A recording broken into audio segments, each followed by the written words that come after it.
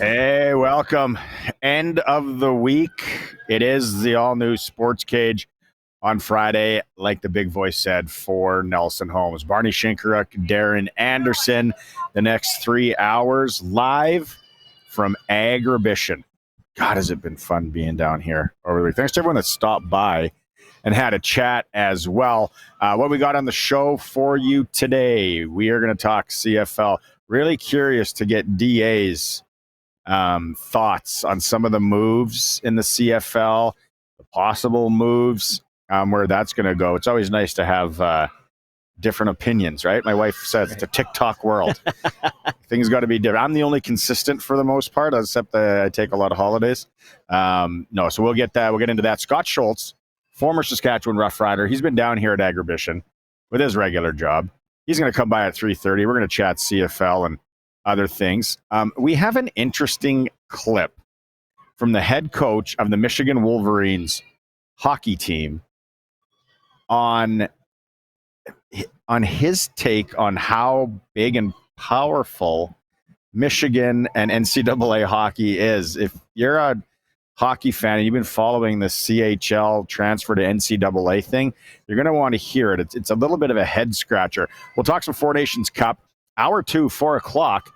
If you are coming down to Agribition, you will see joining us live on the set here, rookie receiver last year for the Saskatchewan Roughriders, crowd favorite, fan favorite, Ajou Ajou is going to join us for a little interview. Also in hour 2, we'll have our clutch performer. Hour 3, Brian Munz, former play-by-play voice of the Winnipeg Jets, the Manitoba Moose, the Prince Albert Raiders, the Melfort Mustangs, the Nipawin Hawks, the Tisdale Trojans, and the Humboldt Broncos. Munzy's a fantastic guy, loves Saskatchewan. He lives in Winnipeg, still entrenched in Saskatchewan. He's got an unbelievable story about the Humboldt Broncos golf tournament this year. One of the prizes and what the Edmonton Oilers also did for one of the Humboldt Bronco survivors as well. So that's in hour 3. And then we wrap the show up today. It's Friday. Our senior hockey report, Brandon Basler from the Monday Nooner, who I do the pod with, is going to be here live at Agribition. He's also doing the regular job thing here. He's going to come by. We're going to talk senior hockey. There are some awesome games tonight and this weekend in the senior loop. So that's basically it, 3 hours. If you are watching that stream at YouTube and sportscage.com, hammer that subscribe button, please. Make sure you are on the subscribe button, and we appreciate that. DA, so, yeah, we haven't talked. Okay, so where do we want to start? Maybe let's start on the coaching front in the CFL. Okay. Yesterday we talked. Mark Killam is gaining this, it's gaining strength on social media that he could be maybe the front runner for the Edmonton Elks job. Sharky and I talked about it. I think it's a little bit odd. Your take there? Well, first off, thanks for having me again, Barn. Always love it. It's great to be out at Agribition in front of all the people. And geez, the bright lights here. It's not stuck in the studio, so I like it. Yeah, people get to see my beautiful face. But no, it's, to me, the social media part of this is weird. Like, there's literally players who still play for Calgary, I believe, tweeting that he would be a good coach for Edmonton. Like, it almost seems coordinated. Like there's staged. Like some, like Russian bot factory out there he's paid to like pump this out. Like, I'm not saying that's what's happened at all. It's just strikes me as very odd. Like just the way this is happening. Like a good political campaign. Exactly. Like it was this, it doesn't feel grassroots to me, I guess. Yeah. It seems to be like the same picture of him, the same kind of thing being retweeted and shared on the social. So it's a little weird. Would he be a good coach or not? I don't know. Obviously hard to tell. Great to get another Canadian kid a shot in the league. But it is the whole social media aspect of this, to me, as an old guy, I guess, is a little weird. And the other thing that they seem to be really pumping on the social media and these alleged or possible staged tweets is they're really, driving the fact home that he is a University of Alberta graduate. Right. University of Alberta graduate. University of, and it's like, okay, stay local, keeping him there. Again, yeah, we don't know what he is as a coach, and probably 99% of our listeners or followers don't either. Right. But we can all have our own opinions. It'll be interesting. I personally don't care either way. Obviously, it's got no bearing on my life. Does it affect my wife or my kids? No? Okay. But yeah, like who would you think would be the front runner? I don't know. Obviously someone who's been with Ed Hervey before, I would think. Mm-hmm. That's where this is a little bit strange. Like I kept hearing this coming back to Edmonton, and we heard when Hervey got hired that they were going to try and get the band together, the Eskimo mentality, not the Elks, back. So this is a little out of left field for that. And because at first when I saw, they're bringing them back, I'm like, back to the Elks, like what are you talking about? And then all of a sudden it was the Golden Bears stuff, and I'm like, okay, it was seems kind of odd to me. The Hervey thing, there was a little bit of a bad breakup, like kind of. It wasn't like super mutual or cordial. There was some bad blood there, and then they brought him back. And the new, I would really like to know how kind of hands-on-ish is the new owner. Well, right. Is he saying, no, I kind of want this and I want this, or is he saying, you can now you guys go and run this? The other big news this week, or not big news, Davis Alexander is going to be the guy it looks like in Montreal. Yep. Which means what happens with Cody Fajardo. And again, on the social boards and posts and all that, people are coming up with their own explanation. But it's a 9-team league, and there's a lot of quarterbacks out there this year. So, and again, don't know exactly, but talking to Farhan Lalji, talking to Glenn Suter, I don't know if Scott Schultz, that's another good question. When he sits down with us, how well, if he would know him, what kind of competitor is he? It doesn't sound like he's the kind of guy that's going to say, you know what, I'll help the new guy along. I'll be here if you need me. All that. He's going to want to play. Well, okay, then where is that going to be? As it stands right now, I don't see where he's a starter anywhere. Well, no, and to me the overarching thing around Cody was this idea that he told the team this year he only wanted to play 2 more years. So obviously this year being 1, and then next year being the last year. So who's taking a chance on him then? Like, you basically got to be thinking, well, this is the missing piece for us to win a Grey Cup next year. Because why would you bring in? I mean, he's not like, of the pool of quarterbacks that are available or potentially available once free agency hits, he's not old. But if he's got a shelf life of 1 year, if you're Edmonton, let's use Edmonton. If you're Edmonton, are you going to jump on that and go like, well, we just need to be better. We need to sell some tickets. We need more consistent play out of the quarterback position. We can't take a chance on developing our young guys. And I guess it's either him or Harris or Meyer. But like Fajardo this is crazy. He won a Grey Cup at like 12 months ago, literally. Yeah. He won a Grey Cup and was the reason they won it. He played fantastic when he needed to play fantastic. To me, that's a big measuring stick for quarterback play is, can you make plays when it matters? And he's shown he can. But I wonder, the only one that makes sense to me is obviously the bonus he's got coming up here, and then his salary, especially in the CFL, contracts are renegotiated all the time. Right. And it's going to happen here again. So let's not get too locked in onto that. I feel Edmonton's the play. But then again, you're in the kind of almost the exact same position as if you stayed in Montreal. Young guy, kind of wait for if they go Trey Ford, then you kind of got to wait for your turn. Well, no, where do you want? Do you want it? Are you pissed enough at the Elks or at the Alouettes that you want out and go somewhere else just to prove your way? Or do you say, I like it here. I don't know what his family situation is. Montreal's a great city, maybe close to family, close to the States, whatever. It's going to be. And then the other thing that no one's really talking about, which sometimes I'm starting to think is like, where's Bo Levi Mitchell landing? Like, is he going to be happy in Hamilton? Obviously, they kind of jerked him around a bit last year, and then he ended up playing unbelievable.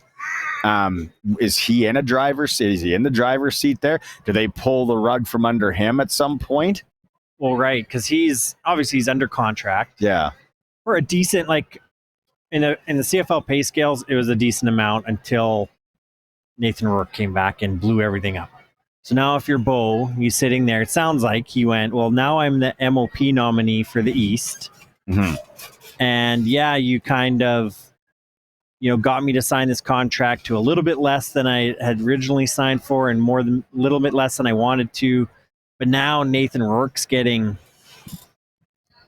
maybe, like a multiple of me. Like, I can see where he's coming from. Is he going to push it that hard? I don't know. Because then we're hearing stories that Calgary, who just traded for Vernon Adams, wants to renegotiate his contract down. Which I guess, of course, as a team you do, but I'm like, is this sort of the year? Like you had stated earlier, there's too many quarterbacks for starting positions right now.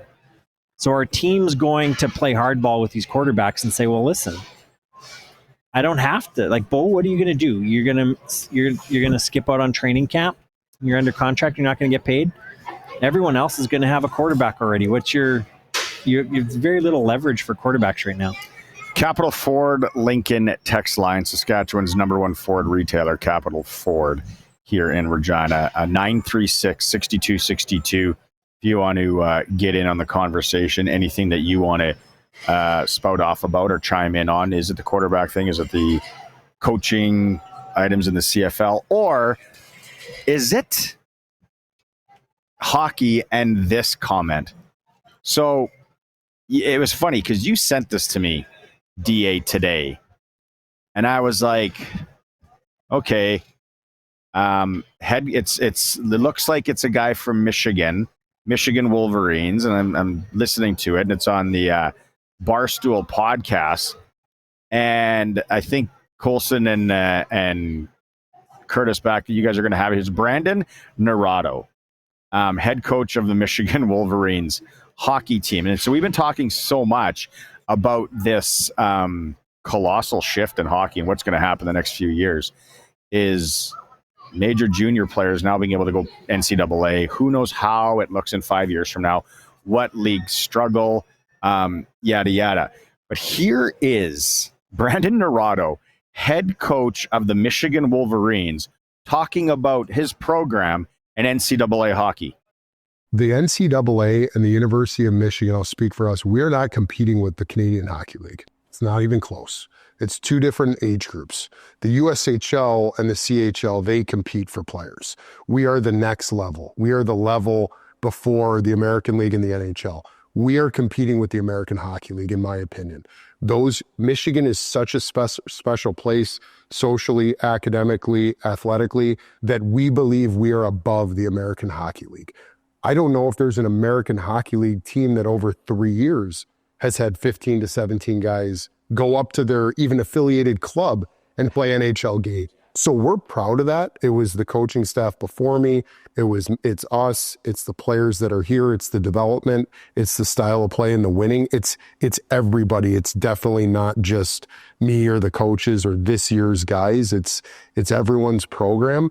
But why would the 19-year-olds stay in the CHL and beat up on 16-year-olds? 100%. And anyone listening, any of the CHL guys, the top prospects or the 20-year-old fourth-round pick, come to Michigan because we're going to develop you. We're going to get you ready for the NHL. You walk in and you play in the NHL. And by the way, the American Hockey League is an outstanding hockey league, and it's hard.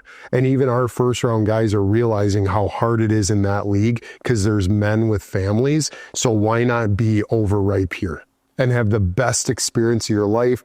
By the way, the big house, we don't need to get into all the social stuff of college. It's the best time of your life, whether you're an athlete or not. Enjoy it. I love it. So I'm a big Go You're Blue. a I'm huge a big Michigan fan. guy. Big UMD in hockey. My brother played, lives in Duluth. Go Bulldogs, but different league. I love it. I love the way he's selling. He's basically saying, Yeah. he's coming, he's attacking it and going, we put more players in the NHL than the AHL. That's what he said on a per team basis, based on their history. He's going, why would you go play? So if you're a junior guy, aging out of major junior now, and you can go play in the AHL or you can play for Michigan, he's making the case that you have a better chance of playing in the NHL after playing at Michigan than you do playing in the AHL. Point two, before you get it, because I know where you got a little squirrely, is he's saying, why would you even want to go play in the AHL? It's a bunch of old guys. Like, it's a bunch of guys out there just grinding. You can come play in college. Okay, there's some validity to some of those things. First and foremost, Brandon Naurato, if he's the head coach, I don't know if he's in charge of recruiting. He's dialed. If we're at Agribition and we talked about the trade show or the vendors all throughout this thing the other day. If he had this microphone on, if you're watching the stream, and he had the mop broom thing, he would sell 1,000 of them this week. No doubt about it. He is a sales guy. Yep. And that is his sales pitch. We got to look behind the curtain of his sales pitch to University of Michigan. Now, keep in mind, if you are, I can't even imagine what the football coaches and the basketball coaches, if hockey guy is this dialed and in selling it. Now, keep in mind, if you are a top recruit, let's say you're Gavin McKenna at Medicine Hat, just throwing a name out there, and you want him to come play at University of Michigan. Now, you're probably going to load up the private jet. Yeah. You're going to go and grab him, talk to him all the way down, loosen things up a bit, get there, connect the dots when he's talking about the social life of college. I think a lot of our listeners get what he's talking about there. There's a lot of fun. Yeah. Anybody that's gone on a recruiting trip, hockey, football, when they want you, they roll out a lot of red carpet and items and people and things. So you just think about now his sales pitch, what he's painting. We are better. We are the best. We are the biggest. Here it is. Watch your head getting off our private jet. There's the cheerleaders. There's, it's like, and here's our NIL collective. What a salesman. Chakai on the NCAA is better than the AHL. That's where he kind of loses me. Well, he's saying Michigan, so he corrected himself and said Michigan's better than the AHL. There's no team in the AHL who's put more players directly into the NHL than Michigan has over the past 5 years, or whatever term he was using there. So they put 16 players directly into the NHL. Brian Munz is coming on after 5, who's called games in the AHL. He's traveled. I'm curious to get his take on this as well. I'm not sure if Munzy's ever been to Michigan. It's what a salesman, though. Like I said, if he was here selling the pots and the Ginsu knife and the Floby, if he could sell me to go back to Columbia House, that's how good of a sales guy he is. Cassettes or CDs? Doesn't matter. I'm in. I'm in. Where do I sign? What is it? Hey. $40 each. How many do I got to buy? Yeah. That is a wild clip. You got to remember too, this is a program that's going after natties. Like, they're not, no offense to Bemidji State, but they're not Bemidji State. They're Michigan University. So they're going after the elite, the guys who are going to play for Team Canada and Team USA in the World Juniors. That's who he's selling to too. Right? Every school, like, it's going to be weird as we see this play out. Schools are going to go after different pockets of different types of players. But he's saying if you're one of the best, you're a top 5 18-year-old, you should be thinking about coming to the University of Michigan next year over every other option you have. Oh, this is how we can beat the CHL. This is how we can beat the AHL. And this is how we're going to prepare you to be in the NHL. Sales guy. If I do see a Michigan jersey with McKenna on the back, now we know why. Can't blame the kid. And I got 12 new CDs. It is the All New SportsCage. We're live at Agribition. We are streaming at sportscage.com and as always on 620 CKRM. Live at Agribition, the All New SportsCage. Don't forget, book your holiday party at the Canadian Brew House today, your ultimate destination for events, parties, fundraisers, and more. 'Tis the season to celebrate. Book now in store or at thecanadianbrewhouse.com. If you're watching the stream, you see him. We got him live and in person because he's down here working. Former Saskatchewan Rough Rider, absolute beauty. Lakeview Insurance. Oh, yes. Scott Schultz making his way. Okay, so let's start it off with, if people are watching the stream, you just said, what was the comment that you're trying to get in here and get the well, chair? we're getting everything sorted and organized, and once everything was good enough, I gave the old comments like socks on a rooster. And my dad used to say that to me whenever, we were trying to get something accomplished, and it turned out looking like garbage. That's what he would say. Looks like socks on a rooster, Scotty. I'm just like picturing socks on a rooster, obviously, right? You got to hike them up and make do.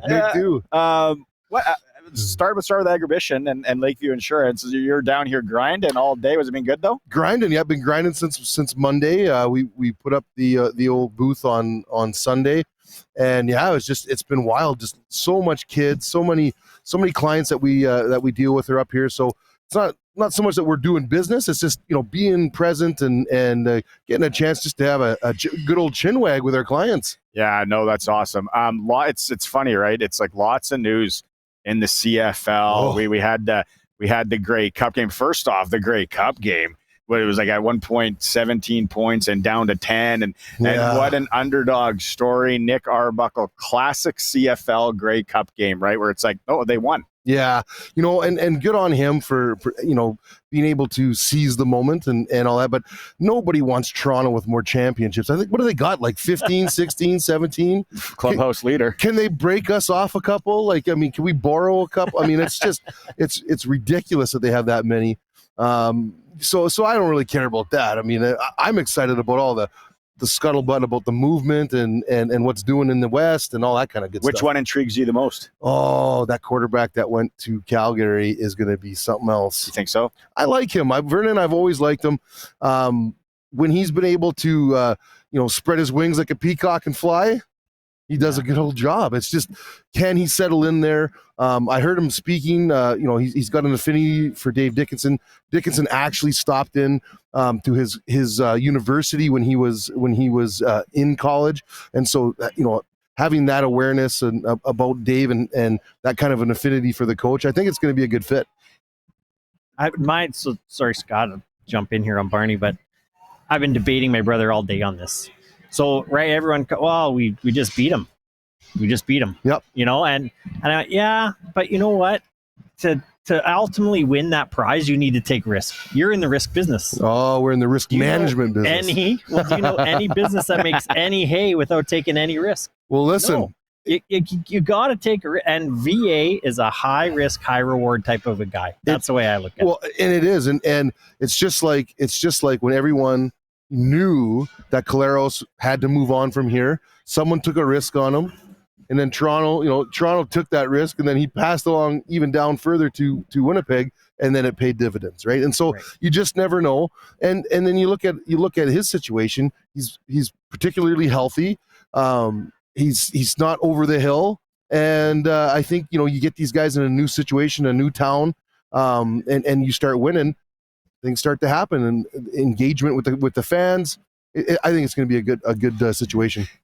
Does he remind you, like, there's been guys this week and girls that they're talking, it's like, oh, he reminds me of a Damon Allen, he reminds me of this, reminds me of that. Does he remind you of anything? Because for me, it's like, okay, now is he getting the chance to run with it? Yeah, he did in BC early in the season. I would have liked to see him continue through the year and how the tape, how the book of work looked there. Does he remind you of anyone, Scott? I would say maybe just hints of Casey Printers just because of the mobility side of things. But I'm with you. It's that risk thing that I'm excited about and looking at what if that would have played out and what would it have looked like? And then, wear and tear on the body, how does that factor in all the rest of it? So I think that he's got enough tools in his toolbox that, he can perplex a lot of teams and put pressure on teams. So it's just a matter of what is Calgary going to do to surround and shore up, kind of the, bad seasons that they've had the last couple of years. Were you surprised that the Riders didn't kick tires on him? Nothing against Herod. We love Herod. He's done a great job. I'm not surprised, but I would imagine at some level there was some kind of an engagement there. It just wasn't top of mind or pushed out there to the public. You know what I mean? Yeah. I would imagine that there was even if it was just a passing comment in the hallway. What do you think of no, it's VA. No, I don't know. Next stall, right? Hey, Give me the spray. But the thing of it is they're always, everyone's looking at everyone. Everyone, the Riders would have had it in their mind a long time ago if they had interest or not, and obviously they don't, and they're going in the direction they're going. And I think that's just fine. I mean, you look at our team and the way we're going, it's all looking good. Oh, it's interesting. The biggest thing. You look at Calgary now and you go, okay, they didn't make the playoffs for the first time in like 20 some years or whatever. And so what are they doing? They let go of the coordinators basically before they got back into the dressing room after the last game. They signed PJ Walker late in the season. They went aggressively, got VA, didn't wait around, right? Are bringing them in, getting them in the building. They look like a team that's trying to win. Yes. That's the concern I have is, in my eyes, we don't look like a team trying to get better. Now, I don't know. You and I don't know what's going on back in the offices here across the parking lot. Obviously, they're all working to try and be better. Yeah. But just the attitude shift that a VA brings to that Calgary club, is going to be important for them. And I still think they're right. Like we had a fun year this year. Yeah, we're like the fourth best team. We haven't been to the Grey Cup in 10 years. Like we need that next step. Yeah. Where are we going to get that from? Well, and I don't think it's a scenario where they're just sitting back at the Rider headquarters there, leaning back in their chairs with a lot of navel gazing. I think that they're up to stuff. I think they're doing things. Jeremy O'Day has always kept things close to his chest. So whether we think he's doing great or taking a vacation, he's always at work. He's always doing something. But it's result based, right? And so, what's our last result? Well, we lost in the Western Final, right? And so, that's some pretty big expectations for the team in the next season. Going like, well, we made the playoffs, we made it to the Western Final.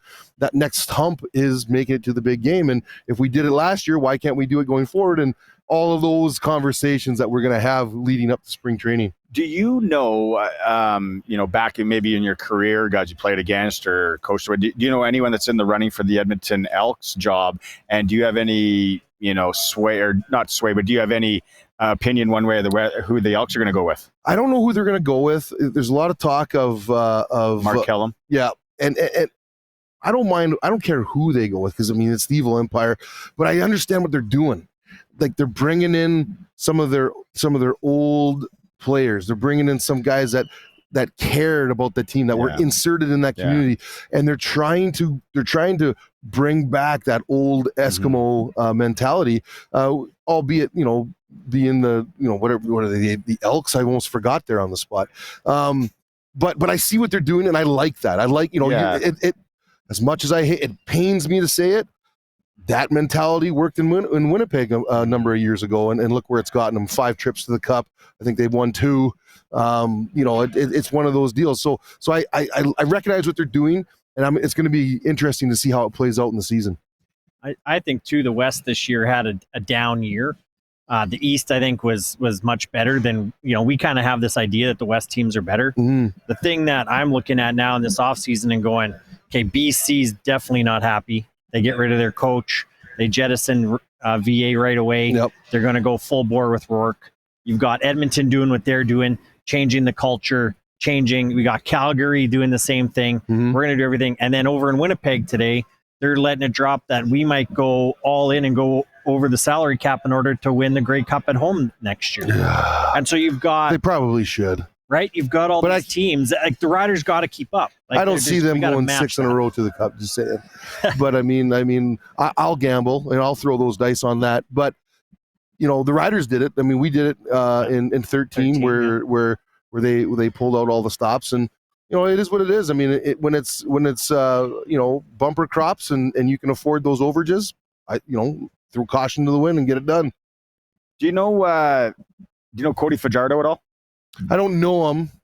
I know of him. Yeah. What do you think he's thinking right now with, they're going to go Davis Alexander, the competitor in him, probably a lot like any football player. DA and I were talking about it, though. There's only so many places where he can go, and it doesn't look like he's going to be able to go anywhere and be a starter. Do you stay in Montreal and kind of be that guy behind the scenes in case, or do you say, no, I'm good. I'm going to cash in my chips using gamble analogies and go somewhere else? Well, I'll tell you one thing. He's complaining or whining about it to somebody. I mean, his feelings are hurt. He's one of those guys. He's offended. You might as well use he's offended. He's offended. I mean, this is someone didn't tell him it was a business. But that's fine. His parents are calling. That's right. His parents have been in deep conversations with the GM. I don't know what's happening with our young gentleman here. They're trying to figure it out. But I don't have sympathy, but I get it. I mean, those guys that can't figure it out. But I mean, if I'm him, you swallow hard. You take that humility pill and you find your best landing spot and you go there and try to rip the ass out of whoever's there. Yeah. And that could be from the second string position. Mm-hmm. I mean, I think back to a guy by Kurt Warner did that. Remember when he wouldn't make problems and he was doing the best he could there with Eli Manning. In New York, right? Yes. And then what happened? All of a sudden something happens, and now you're ready to go because that's what a veteran can do. I think if he can get his Christian mind around those concepts, I think he can really do something. But it's up to him. It's pride cometh before the fall. And he's just full of quotes, eh? Socks on a rooster. I might get that on a SportsCage T-shirt, though, Schultz. But the thing, and Sharky and I talked about this yesterday. Like, I'm trying to think, going back a long time ago, there's never been a time where you need two quarterbacks in this league. Right. Oh, look at Arbuckle. I mean, to your point, if he probably had an emotional reaction, which I think you outlined quite well. Of course. And now he's got to sit back and go, what do I want to, because we talked about this earlier. There's rumors, whatever you want to call them, that he told the team at the beginning of this year he wanted to play for 2 more years. Yes, I heard that. So he's got 1 year left. Yeah. Okay, so do you want to play or do you want to win? Right. Or do you want to coach? Yeah. And you got to put yourself in the best situation then, because maybe winning is picking Toronto if Arbuckle packs him in. Like, there was rumors he was going to pack him in, go to Toronto, and maybe you step in and win the Grey Cup. This guy's year. 11 months away from manning a booth at Agribition. So you got to start thinking about it. You want to come to the real world where we play for keeps, Barney? We play for keeps out here at Agribition, or do you want to play another? You want to have another cushy year, soaking up the dollars of the CFL quarterback fund. I mean, there's no private charters in the Agribition booth. There's none. I mean, I got here on a golf cart. Then I walked a mile, and I still had to fight about 30 kids to get in my booth. So it's like a washing machine walking through that. It is. I mean, I thought I was in the A gap. I was getting grinded up down there. I'm getting chucked. I'm getting jived. I'm getting shoved. I'm getting pardon me. I got kids asking me if they've seen their teacher. I don't know what's going on. But that's what I mean. And so I don't have a lot of sympathy because I mean we're in the real world. I've been in the player's role and seen that. So he's got to get himself squared away and figure out what does he want to do. To your guys' points, what do you want to do? Do you want to win? You want to teach? You want to be that backup guy? Do you want to play a couple more years? The competitor, I would hope that he finds a competitive position where he can be that number 2 guy who's ready to go, like in Edmonton, and then you never know. And then you get another fairy tale deal like he had in Montreal. How does it work? Look kind of give us the old, I say it every show, look behind the curtain here. So now this free agency, and I think it's February 2nd, where you can't talk to anyone allegedly. Right. And then it's kind of your full. How does it work? So, and most guys there's a family come into it a lot, right? Yeah. There's travels comes into it a lot, different things. How does that all go? I'll tell you a little sneaky thing that I was able to accomplish in my years. And J.O. probably won't like me saying this, but he actually got me onto this. I was negotiating when I first started negotiating. It was my second contract with Roy Shivers. And I went in there and J.O. gave me the idea, hey, break up your contract. Get some of it in January and then get the rest of it during the season. So then the way my contract was split, I got like 60% January 1st. So if they wanted to ever move on from the old Schultz dog, I would have known in December.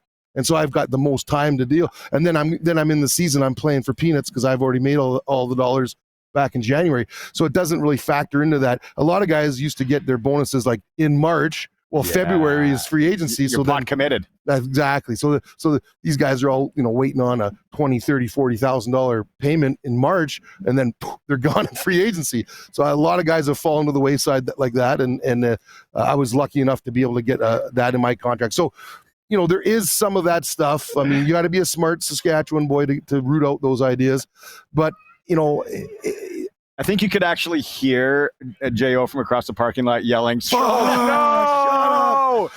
It's the way it goes. I mean, it's, hey, if I can help out these young guys, you help out. J.O., long-time listener, first-time caller. Yeah. Hey. He's like, I never said nothing. Can you get that Schultz guy out? It was someone said it in the locker room. And someone, maybe it was Andrew Green.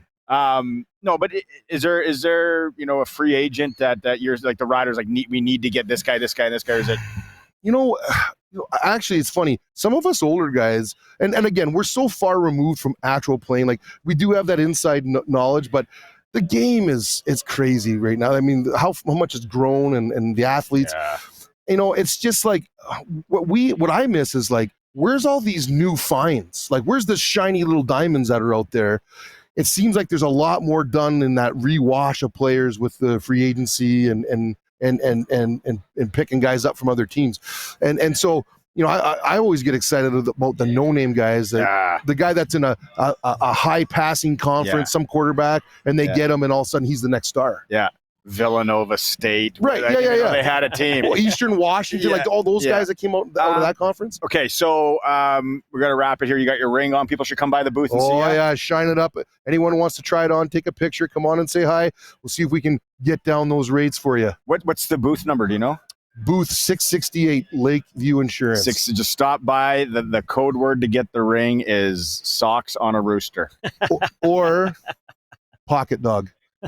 Doesn't that thing smell good? Wait till they start firing here. What if I pulled a pocket dog out of my pocket right now? That would be a very Schultz-esque thing. Yeah. Thanks for coming by, man. Not a problem, guys. Always a pleasure. We're streaming live at Scott Schultz. We are at Agribition and streaming at SportsCage.com. The All New SportsCage, Barney Shynkaruk, Daren Anderson, the CNC production company is back at the studio. They're starting to fire here now.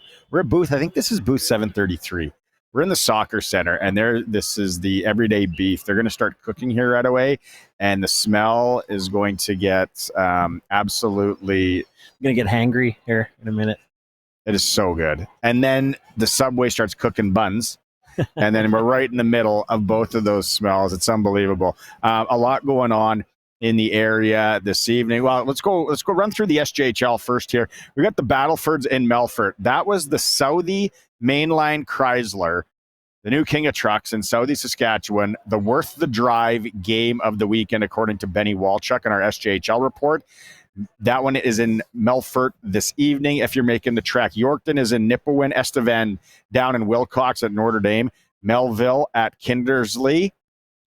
WHL, the Pats open up in Kamloops this evening, 8:30, because there's a time change. 8:30 pregame show right here in the mighty 620 CKRM. Lethbridge traveling into the Blades. That's an interesting matchup right there. And PA is in Swift Current. AAA Midget Loop, nothing but a couple of good ones this weekend right here at C6 at the Cooperator Center. The Pat Canadians are welcoming the Saskatoon Blazers for 2 games there. Prairie Junior Hockey League, the Timberjacks are in Assiniboia tonight. The Capitals 3-2 win over Fort Knox, the top team in the league last night in overtime. Dylan Shenroth, the winner right there. NHL today, long because it's American Thanksgiving, in case you haven't been paying attention, there were a ton of afternoon games. Flyers dumped the Rangers. Wild beat the Blackhawks. Hurricanes and Panthers are currently tied at the end of 3-3. And then Canucks Sabres still going, tied Predators and Lightning. Islanders Caps, Devils Red Wings. This is like everybody's playing. American Thanksgiving is great. If you've never, people haven't gone and celebrated and hung out and wherever, Vegas, anywhere, American Thanksgiving, it's like, wow, do they really do it? Yeah, and they pack, like it's become almost like a sports holiday, which is a fun part for me. Do you know what I mean? Yeah. Like it's, I got an NFL game today. Everybody's getting in on this. Chiefs and let me go to my cool bet here. Chiefs and the Raiders. 13.5 point favorite are the Chiefs. I'm hammering the Raiders to cover that. Yeah, they almost lost to Carolina last week. Every game has been tight for them, and I just they keep getting the love though. Yeah, it's Georgia Tech tonight. Oh, is that tonight too? That's tonight too. Yeah, big rivalry game. Georgia Tech always makes it closer than it should be. And I mean, Georgia Tech's had a good season. Beat FSU to start the season off over in Ireland. Computer's frozen. But that's a big game too. It's a lot of fun. Hey, you're seeing the Pats walk through Agribition here, coming for Pat practice. Canadians going for a little twirl. Boys going to the parking lot. They're getting ready for the Blazers tomorrow night. Hey, I got to mention this senior hockey. We have the senior hockey report coming up. Brandon Basler from the Monday Nooner is going to join us. There's a dandy in Foam Lake this evening. Anyone around the Foam Lake area? You kids from Foam Lake? It's Wynyard, Foam Lake. Battle of first place in the Long Lake Hockey League. Travis Mayen and Zach Zadarodniak, the leading scorers. Their line mates, 18 points each. It's going to be a good one. Lumsden, close to Regina here. The Beach Boys are welcoming Balcarres in the Capel Valley Highway Hockey League. That'll be a good one. Over in Avonlea in the Nauticue, Cornac's in town. Rocanville and Esterhazy in the Sask East. We'll have all that coming up again. The Monday Nooner guys will have the senior hockey report about 5:30. We're going to go through the top 10 from this week. A couple of surprises in the old top 10. That's an hour in the books. When we come back, 4 o'clock, hour 2, we are going to be joined by rookie receiver from the Saskatchewan Roughriders, Ajou Ajou. And you never know who else will stop by. It is the All New SportsCage live from Agribition, streaming at sportscage.com. And as always on 620 CK. We are going to be joined momentarily here live at Agribition by Saskatchewan Roughrider receiver Ajou Ajou. Actually, I think they're walking in right now. It's Barney Shynkaruk and Daren Anderson working in the cold. If you're out there working in this weather, or you were working in this weather today, bravo to you. You're doing yeoman's work, as they say. It is cold. I saw somebody, there was a pipe break. There was a pipe break, and they were working on that. Then I saw ambulance, firefighters rushing somewhere. Kudos to you. You know what? And the city's done a fantastic job here for Agribition. Everything's running smooth. But for the people just standing in the parking lot. Yeah. Because, when you know what it's like. You're outside, you're doing something, you're building up a little heat. This woman's out there just literally standing there, directing traffic with, 14 not enough spots. So, kudos to everyone out there doing it. All right, if you're watching the stream at sportscage.com on YouTube, here we go. We got him. We got him situated. It's the All New SportsCage and the home of the Saskatchewan Roughriders. Ajou Ajou made his way over. Cold out there for you? Oh, yes. Yes, indeed. Yeah, thanks for making some time. All right, let's start. Darren and I were talking about it here. So you're a Brooks, Alberta, born. Harry Ainley, heck of a basketball program. They used to come up and play at my Brit in Saskatoon, big basketball tournament. Yeah, and then lit. And then you make your way down south. Like, how do you make your way to the States from Edmonton? Okay, so basically, there's this one dude. Justin Dillon is his name, and he's been trying to get me to the States since like the 8th grade. You know what I mean? He's like, you got potential. You got to go down there. I'm like, bro, I'm in the 8th grade. I'm not going nowhere. I'm staying right here. I'm watching cartoons. Exactly. Like, what are you talking about? But basically, 11th grade, we were in Victoria, actually. We were at a basketball tournament. And I don't know. I was just like, man, I just want to play football now. You know what I mean? I wanted to focus on one thing and put my all into one thing and see how far I could go for real. So literally after the tournament, got back to Edmonton, called him. I was like, hey, I want to go to the States now. And he's like, okay, wait, just chill, just slow down. Let me see what I can do for you. Keep in mind, the aunt that I'm living with, my mom's sister, is moving to Rwanda in a week. In a week. So moving from Edmonton to Rwanda. You know what I mean? So I'm like, you're in limbo anyway. I had to go. I had to. So I was like, you know what? Let's do it. And basically, he was like, we can go to IMG. They want you to finish out the semester. You can go to Oaks Christian in California. They want you to finish out the semester. Or you can go to Morrow. You can go to Morrow. Sign these papers right here, and you can go to a little school in Clearwater, Florida. I was like, give me those papers. Let me sign them right now. And yeah. So it's like basketball coach, just like, blast, but I'm out. Yeah, basically. Nice. What was the biggest adjustment for you when you went down? Culture shock, basically. The way they talked, the way Florida is just its own country from America, I would say. But just learning how to play, like press coverage, for instance. Like up here, they never pressed. We got a full, you want to press, all right, be at the line, I'm going to run you over and then go run my route. But, standing at a standstill and he's right in front of you, maneuvering how to get around that, like, that was super big. What were they, obviously the teammates and all that, it's like, you're from where? Right? Like, that would have been like, okay, what's going on here?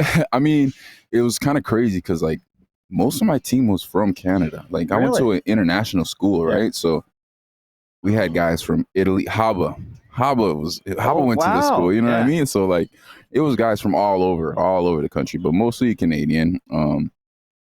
When I played 7-on-7, that's when guys were like, yo, there's no way this guy's from Canada. Like, yo, he's a diamond in the rough. Who is he? You know what I mean? A freak. He's a freak athlete. Like, how'd you do that? But yeah.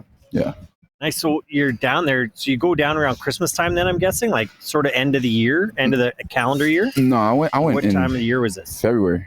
Oh, February 19th. That's when I left. And so you practice and everything. The school year ends. Then where do you go? Like, did you end up staying in Florida or did you move back to Canada at that point? So I did my 12th grade football season in Florida.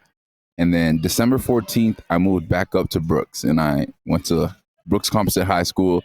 And I literally just got to graduate with all my peers that I grew up with and stuff like that. I was doing online school because it was COVID at the time, right? Right. Yeah, so, yeah. Favorite part of Brooks, obviously the smell? No. No. Hey, but they got a good hockey team, right? Brooks Bandits. Like, you go to some games there? Oh, yeah. Cale McCarr, shout out Cale McCarr. You already know what it is, baby. Yeah. And then how does Clemson come about? So my recruitment process was super fast because I told you guys I moved down there February 19th. I got 2 offers the day I moved down there. The day I landed in Florida, FAU and Indiana offered me.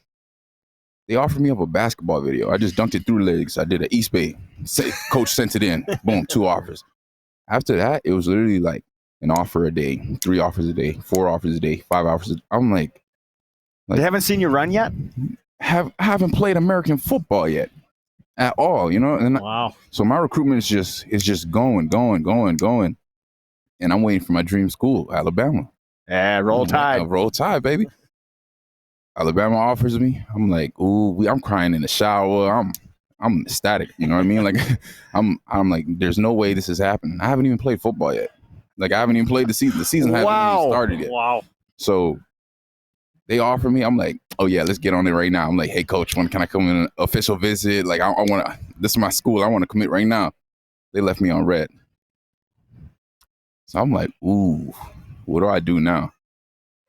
I'm waiting for Clemson. As soon as I get Clemson, I'm going and I'm going to make sure we get to the NCAA championship. We're going to play Alabama and I'm going to give you everything I got. Yeah. What's up? Yeah. Clemson comes literally like a week later. I'm like, there's no way. Like, God is just answering all my prayers right now. Yeah. And as soon as Clemson came, Dabo came to the school, and he was like, I'm not going to offer you right now. Like, come to the what's it called? Little all-in camp. That's what he called it, the all-in camp. Show me what you're working with. Woo, you know what I mean? It was actually Jeff Scott. Jeff Scott came to the school, and he said that. He was like, come see the head man. Head man want to see you in person. I was like, okay. So coach drives us 9 hours, 10 hours all the way up to Clemson, South Carolina. They didn't fly you? No. We drive all the way up there, and I go through the camp, and yeah, Dabo's like, he's like, Joe. I'm like, yeah. Like Dabo? I'm like, yeah, like Dabo. And he was like, you got to offer to Clemson University. What's the origin of your name? It's because my wife's in the education system. Yeah. And there's always new students coming and they come into Canada. Yeah. And they don't when they're filling out the names, they put the two names. And she's explaining that to me. But definitely not that. No, okay, I'm with Joe at Bull at Joe. Yeah, my parents meant to do that. Yeah. Did they? Oh yeah, That's definitely awesome. meant to do it. They weren't tired or like bored or anything. Don't trust me. But they meant to do that. I'm named after my grandpa. Nice. Named after my grandpa. Nice. They call me Ajou at home. So yeah, you feel me? I walk with a little swagger. You know what I mean? So yeah. And then you transfer to UCF, South Florida. USF. Yeah, USF. Yeah, so I transferred to South Florida, and unfortunately, I had a hernia at the time. Yeah. Like, as soon as I got there, I told Jeff Scott what it was, and he was like, don't even worry, we gonna get you righteous. Got there, he diagnosed it, MRI, ultrasound, all that, and basically, they asked me, they're like, what do you want to do, surgery, or you want to rehab it? I'm like, you guys are the experts here. What should I do? You know what I mean? You tell me what to do, because I don't know. I've never been in this situation before. And basically, they thought the best route was to just rehab it, and before the season, I'll be A1. So I'm rehabbing. I'm in the training room 4 times a day. 4 times a day, I tell you now. And 3rd game of the season, we playing the Gators. We in the swamp. Ooh, man. I run a corner. Like, it's warm up. I run a corner out. I just get a little, Yeah. catch the ball, tuck. You got to look to the tuck, right? Yeah. I look up, boom, trip a little bit on some grass. Just on some grass.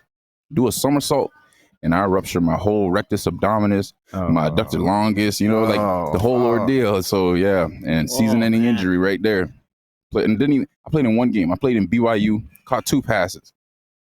Next game we were playing Howard, sat out. Playing the swamp, and I get hurt. Season ending. And now it's like new coaching staff comes in. They don't know me for real. So I'm still recovering, and I'm not performing to the ability that they want me to perform at. I'm not performing to the ability that I know I can perform at. And they just exit meeting games and just decided to part ways. Yeah. What obviously being from Alberta and from Edmonton and all that, you knew about the CFL. The Riders draft you. What's your immediate memories when you heard that and you knew green and white? I started crying right away, especially because I knew who was drafting me, like Coach Mace. Yeah. I was like, hell yeah. I was like, oh, y'all boys, y'all don't know what you just did. Like, especially letting me go all the way to the 7th. Yeah. And then choosing me. All right. That fire was already How lit. big's that chip on your shoulder now, right? Yeah, it's pretty big. Not as big as a Dorito chip, but it's, it's big, though. It's big, trust. And it fuels me still. Like, I be working out right now and, waking up 6 a.m. I cook me some breakfast. I go to the gym and I'm like, 7th round? Like, y'all crazy. So That's awesome. So are you sticking around then for the off season? I'm a Regina resident. I'm a Regina resident until you trade me. Don't trade me. Oh yeah, they're not doing Don't trade me. I don't think that's happening. Yeah, we'll talk to Gio. Oh, thank you. He calls in every once in a while. How many guys are sticking around? To be honest, I have no idea. There's a couple guys here, but this off season, I'm just trying to focus on me, man. I'm trying to get righteous. I'm trying to make sure that when I come back next year, you guys are like, whoa, like this is not the same Ajou that we saw, and the other Ajou we saw was crazy. So to see him is even crazy. Like, I got to make sure. I remember early in the year, I can't remember who we were talking to, and they were just saying, how quickly you picked up and how solid of a blocker you were becoming and all that. Let's talk about that process and learning that side of the game and becoming that blocker, because that's such an important part. Yeah. I mean, blocking is there's not much to it. You know what I mean? Like Coach Sweeney used to say this all the time. Blocking is 90% want to and 10% technique. You just got to want to go out there and smash your face through somebody else's. You know what I mean? And you got to want to block for your brother. So that's all it is. Like, and especially dropping to the 7th round. Like, I already got so much to prove. Like, and that was the first conversation Coach Mace told me. He's like, you got to block. You got to show us. You got to show us that you want to be here. Show us that you want to be here. Do the little things. And those are the little things. And people take that for granted. But I feel like me showcasing that I can block and do this and go hit a D end, like, man. That's awesome. You see it, like we can see it from the stands, your passion that you brought. Crazy to me that in 1 year you started selling jerseys like crazy. Like they're pre-printing your name, man. You go into that store, your name's pre-printing on those jerseys. I got a buddy whose kid that's the only one I'm getting. Get me the 8-0. So kudos to that. But have you felt the love from the fans and being here in the city? Every single day, like every single day. It's insane. And it's crazy that you say that, because I just went to the Rider store yesterday and I'm like, do they still got my jersey up? And I'm like, whoa, they got it in this one now? I'm like, it's just a dream come true. And it's so surreal to me. It's so surreal. And I don't care. People be saying, oh, it's just to see if yeah, all right. Yeah, all right. I got my jersey in the store. What are you talking about, man? Like, I used to dream of this. I used to dream of this stuff. And is there a player that you come in as a rookie this year that maybe helped you a lot just to transition into the CFL? I couldn't pinpoint one person. Honestly, I just couldn't, because like the whole team. It was the whole team. Like the brotherhood that Coach Mace established from the get-go. You know what I mean? He laid the foundation. He was like, yo, this is what it is. And if you don't like it, get lost. Like, and everybody was just like, yep, let's go. Like from Sam to Kean Schaefer Baker to Trev to you know what I mean? Like even some guys who aren't even here anymore, like it's just insane. It's insane. Keyshawn Johnson, him, he's been through so much and he's been where I want to be, you know what I mean? And like the advice he gives me is just like, it's just like I listen and it works. So I'm like, I just gotta listen. Just listen, you know what I mean? So yeah. So where obviously your season cut short this year due to an injury. Where are you at right now? You look good to me. How are you feeling? What are the doctors saying? Hey man, I'm in great spirits right now and I'm gonna be back and better than ever. Better than ever. You already know. I'm steady working. So, yeah, 2025, baby, 2025. Let's do it. What did you think of the Grey Cup game? Jeez. First of all, let's get started with why were there more Rider fans than Argos and the other team? Well, you know why? Because yeah. When they say best fans in the nation, fans in the nation. As for the game, though. We were supposed to be there. Oh, yeah. The atmosphere, like I'm watching, I'm like, oh my gosh, it just, like I wanted to suit up right then and there. It was awesome. CFL, the way they presented the game, the way they like the events leading up to the game, Riderville. Yeah, that was your first experience, right? Riderville's been in this whole place has been Riderville when it's really? Here. This whole thing we're in right now. Wow. Stage over there. Wow. Band. Fantastic. Wow. Yeah. So man. It's legit. Oh, yeah. One thing I wanted to ask you is, as a receiver, DA and I, we played some flag back in the day and all that. I want to know for a receiver, what's your favorite pattern to run? Go ball. Throw it up. Matt Dominguez said that. Everyone says that. Just throw it up. Throw it up. Up top, soda popping. I'm going to go get it. Yeah. Nice. Who's the receiver that you tried to emulate your game after, any NFL? Who is it? Calvin Johnson, Julio Jones, and Mohamed Sanu. I can't lie. Them three right there. Like Calvin Johnson, just because he's just a brute force, just unstoppable. You know what I mean? Just like you feel his presence when he's on that field. If you ever watch a Football Life, go watch the Football Life on him. Julio Jones, the way he can catch the ball, have 6 guys around him, stop on a dime, make everybody miss, run somebody over right after, and then go hit a touchdown. Mohamed Sanu, the way he gets in and out of his breaks, he's the same height as me, but he'll drop to 5'5" real quick and get out like he's Amon-Ra St. Brown or something. You know what I mean? Yeah. It's just those 3 guys. I try to emulate my game around them for sure. But I'm still Ajou Ajou, and I'm gonna add my own spice. That's right. Who's your team? Who's your NFL team? I don't got one. Wow, really? I got 3 good players though. That's all. I'm gonna give you that. I ain't got no team though. Right on, man. This has been a lot of fun. You know what? We're lucky to have you. I think Rider Nation's lucky to have you. I appreciate that. Future's really bright. I appreciate that. Ever since up in Saskatoon, and I was watching you at camp, and I'm like, that's my new favorite player right there. That young guy, Brooks, Harry Ainley. I'm like, look at this path here. Like, this is crazy, man.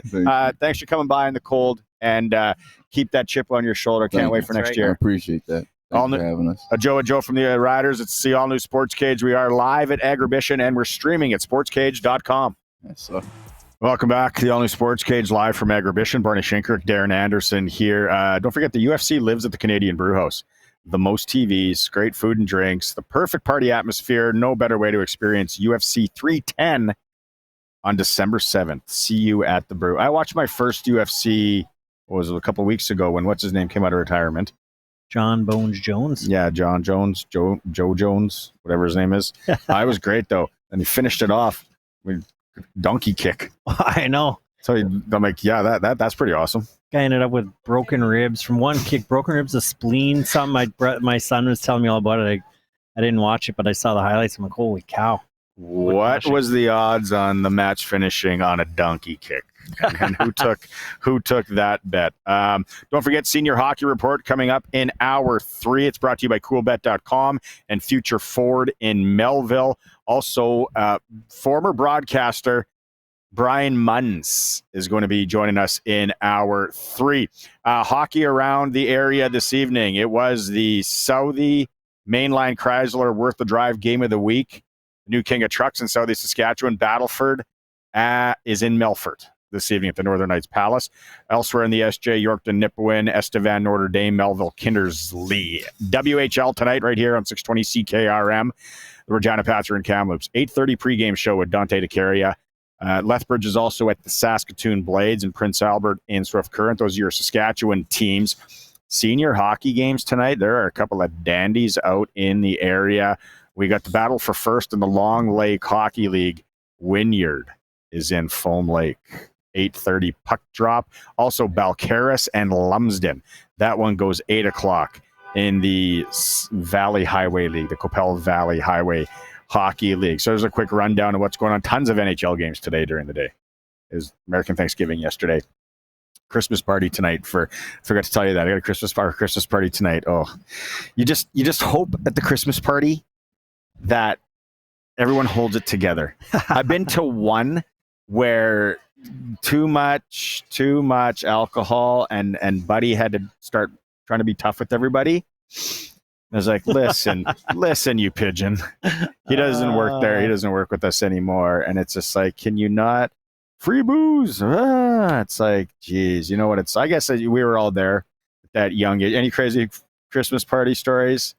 No, I mean, it was always the funnest when I first started working. Like, when you're young and like you said, especially if you got the free booze at Ernst & Young when I was back there, really young workforce. We used to have a blast. No stories I can tell on air, but it was a lot of fun. But, you know, you have those crazy, we have some crazy work stories here in this building where maybe somebody didn't make it to the bathroom. And, you're like, what are you doing? It's a work thing. Like, it's just, there's a line. One of my craziest ones is, I'm not going to say where I was younger working. We had to take a bus to another city where a bunch of the outfits or operations gathered in one city. And,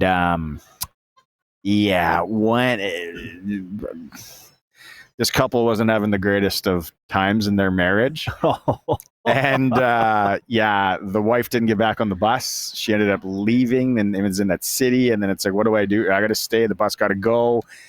I was so awkward. I was like 20, 21. And I'm like, this is awkward. I don't want to get old. And those are the kind of the stories where it's like, I don't think I'm ever going to get married also. It's like, I'm cool making Ichiban and living in my basement for the rest of my life. Like, I felt so bad for the guy. I remember it vividly. And that was after a night of having a few. And it was like, look at that guy outside. You're just looking at him outside the defeated. And so anyway, that's So like, I had one. So this brings me back. So early on in my career, big corporate Christmas party, 2 VPs start, dancing real close on the dance here floor. we go. Start getting the little neck nibbles. Oh no. Both married. No. Oh yeah. Oh man, that was that like. So, what yeah. do you do? You got there's like Be 300 careful. people. Be at this careful. thing. It wasn't a small Oh, no. town. It wasn't a small town affair. Big corporate event. Yeah, it was. So that was memorable. I've always kept it together myself. I've always had a good time. No, But you got to. Yeah. The So if you're trip ones are awesome. We went to Saskatoon, my wife and I, for a couple. That's always fun. Get the hotel. Party's right in the hotel. Then you just bounce right back up to the room after. It's great. if you're going to a Christmas party this evening, hold it together. Don't be that girl Yeah. or guy. Don't be that person. It is the All New SportsCage. We're going to take a quick break. When you come back, former Regina Pat, current client of Harvard Media. He's a busy guy. Jordan Clarke's going to come on for a quick little chit chat here. It is the All New SportsCage, streaming at sportscage.com. Welcome back. SportsCage on Friday for Nelson Holmes. You never know who you're going to run into at the old Agribition here. We're in the soccer center. That's what I call it. What's the actual name of this place? The Affinity Plex. Affinity Plex. Yeah. Affinity Curtis, thank you very much. Yeah. We are at booth 733. Jordan Clarke, who's now with Ritchie Brothers Auctioneers, who's a client, obviously, 620 CKRM and Harvard. But we asked him to come on here. Big hockey guy, Rollo, Saskatchewan. First, okay, so Ritchie Brothers, though, you got like a pretty important gig now that kind of keeps you really busy. Yeah, I would say that. My official title, I suppose, is Senior Vice President of Sales in Canada. Sounds good to me. Yeah, so traveling around with our sales team, but anything that happens sales-wise in Canada rolls up to myself.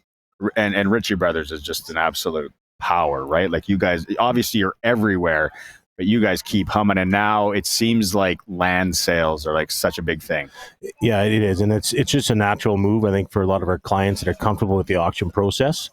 They'll sell their farm equipment through auction. Well, why not their land, right? So a little bit more emotional ties to the land and a bit of a different process or a hurdle to get over, but the process is relatively the same. And if you trust the company, trust the results, then it typically works out just fine. And, for you, and I guess it kind of goes back to your hockey days, right? Like having a team. And it's like the big team atmosphere that you guys have at Ritchie. Yeah, like I think when we first sold our company to Ritchie Brothers, I started just as a salesperson, but soon was asked to build a team, and I did the only thing that I knew well, and that was surround myself with athletes and hockey players. So my brother and I were two of the hockey players, and we hired our first 3 guys were 2 former SJHL players and another just real solid hockey player, and it just started with the team that way. And I think at one point we actually had the makings of a pretty good team. We even hired a goalie, and I thought we had a just good, in case there was ever like yeah, and then threw in a couple of rodeo guys and a football player, and we had a well-rounded team. So yeah, it's been a lot of fun, and I think just my goal has been trying to surround myself with people of the same interests and like minds, and very competitive, and typically it's worked out the way we want. Let's go to hockey. So you had 4 almost 5 years Western Hockey League back starting in 98, 99. I remember you playing those early years with the Prince Albert Raiders. Just now, I don't even know how many WHL games you will watch and how the hockey is so different, because we're born around the same time, where you were saying, like, there used to be nights that you'd fight 3 times a night. Yeah, I haven't been to a WHL game in a couple of years. And I think the last one I was at, it was, there's a kid from Rollo, Cade Nolan, was playing in the dub, so I got to watch him. But the game's changed tremendously. And I would say, honestly, for the better to a certain degree. Like, we were mucking it up pretty good most nights in the WHL. It was a lot of fun, but that's where say it this way, but men were men, and you had to be tough to play. And even our skilled guys were really tough and could handle themselves. And there was, legitimate heavyweights on every team. There's at least 2 heavyweights and 3 or 4 guys that we call middleweights. And every night it was just kind of expected that something was going to happen, and everybody be ready. If it did, you stood up for your teams, and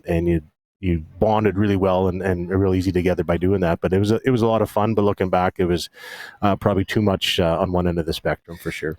And the training now, right? Like my son's in bantam, even my daughter, right? Like how these kids are training is so different back to your time, our time, where it was like, how much can you bench, get the creatine in you, get all that going. For sure. You have your squats, your bench press, and hit the heavy bag and maybe go for a jog. And, you didn't think about putting the skates on until about, mid-August, and you had 2 weeks of that before camp, and away you go. So the game is incredibly more skilled. And I coach both my kids right now in minor hockey, and even just what they can attempt to do or what they're trying to do is just, I never would have ever thought about doing. And even just seeing the way some of the kids skate, the way they break the puck out, like they've got skills that I didn't see until AAA midget, when I was 16, 17 years old. So the game's gotten a lot better. But like I think back to my first year, I guess, in the WHL, I ended up with 156 penalty minutes. I think that's what it was. And that's 30 fights and 3 minors. So, wow. Trying to hold a spot on the team, we had a very aggressive coach in Kevin McClellan.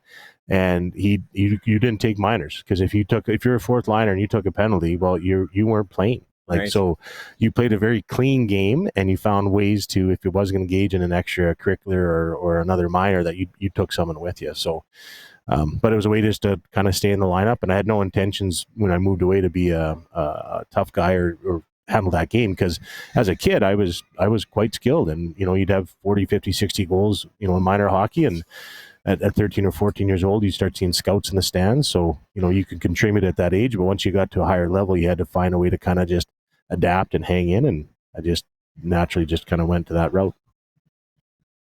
Yeah. So on that, like at that age, you move away obviously from home, that kind of a lifestyle that's tough. Did you have to rely on, like, did that make the team even stronger and held together? Like now it's so hard. My kids too, they're on their phones all the time. Back then it was, you were billeted up probably and hanging out with the boys all the time. I left when I was 15, so I played 2 years of AAA midget and then went to the WHL, both in Prince Albert. And luckily I had an older brother that was playing AAA and junior hockey in North Battleford, so I was exposed a bit to it. But I was ready to go. My mom was not ready for me to leave when I was 15, but I was ready to go and onto that next step and take the challenge on. And we had a great group, honestly, in Prince Albert. Like, I think at times Prince Albert gets a bad rap, but it was a great place to play hockey. They took care of us. They were good to us in AAA. They were good to us with the Raiders, and I had a lot of fun.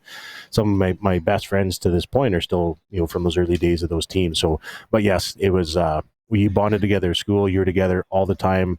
After school, there was parties. There was lots of post-game shenanigans, those kind of things. That Carlton Tuesday night parties. Well, there was some rumbles outside of the school a couple times with locals, and I'm sure there was some May Long, Emma Lake stuff. Candle Lake. And you know they know what they say. You can't spell paradise without PA. That's right. Exactly. Yeah. So you look at some of the guys you played with, right? Like a couple guys that jump out to me. You got a really young Nick Schultz. What a career in the National Hockey League. And you guys got him really young, because I played with his brother, and I remember he was this phenom from Strasbourg, and then all of a sudden he's in PA as like a barely 16. Yeah, so Schultz and I played against each other because we're the same age. So Rollo and Strasbourg, we had league games and tournaments. So there was actually one tournament that we beat them 13-11, and they had both Nick and Jesse Schultz and Mike Whirl, and there was myself and the 2 Ardlands from Avonlea who both played in the WHL as well. So it was a pretty dynamic game. But when we went to camp, I think Hartnell was drafted first in the bantam draft of our age group, and then I think Schultz, and then Riley Cote, then another guy than myself, and all of us made the team.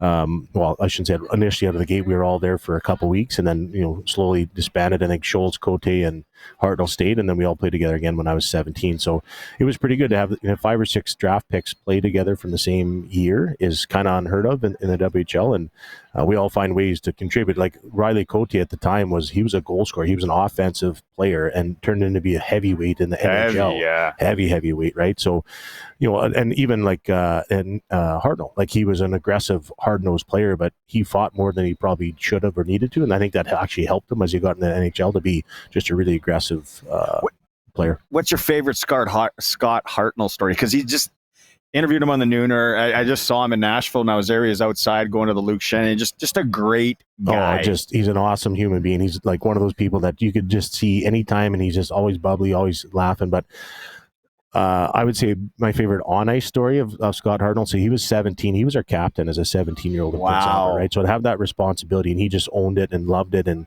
it never seemed to bother him. But Regina had a tough guy by the name of Todd Fedoruk, and ended up being an NHL tough guy and was legitimately tough. And he came across the blue line with his head down. Hartnell didn't even hesitate and blew him up on the blue line, knocked him out. He was out cold, and to do that to a tough guy and not even like be worried about that just was his confidence on a different level. He never overused it, but it was just, you could just tell that he was going to be a special player at some point in his life.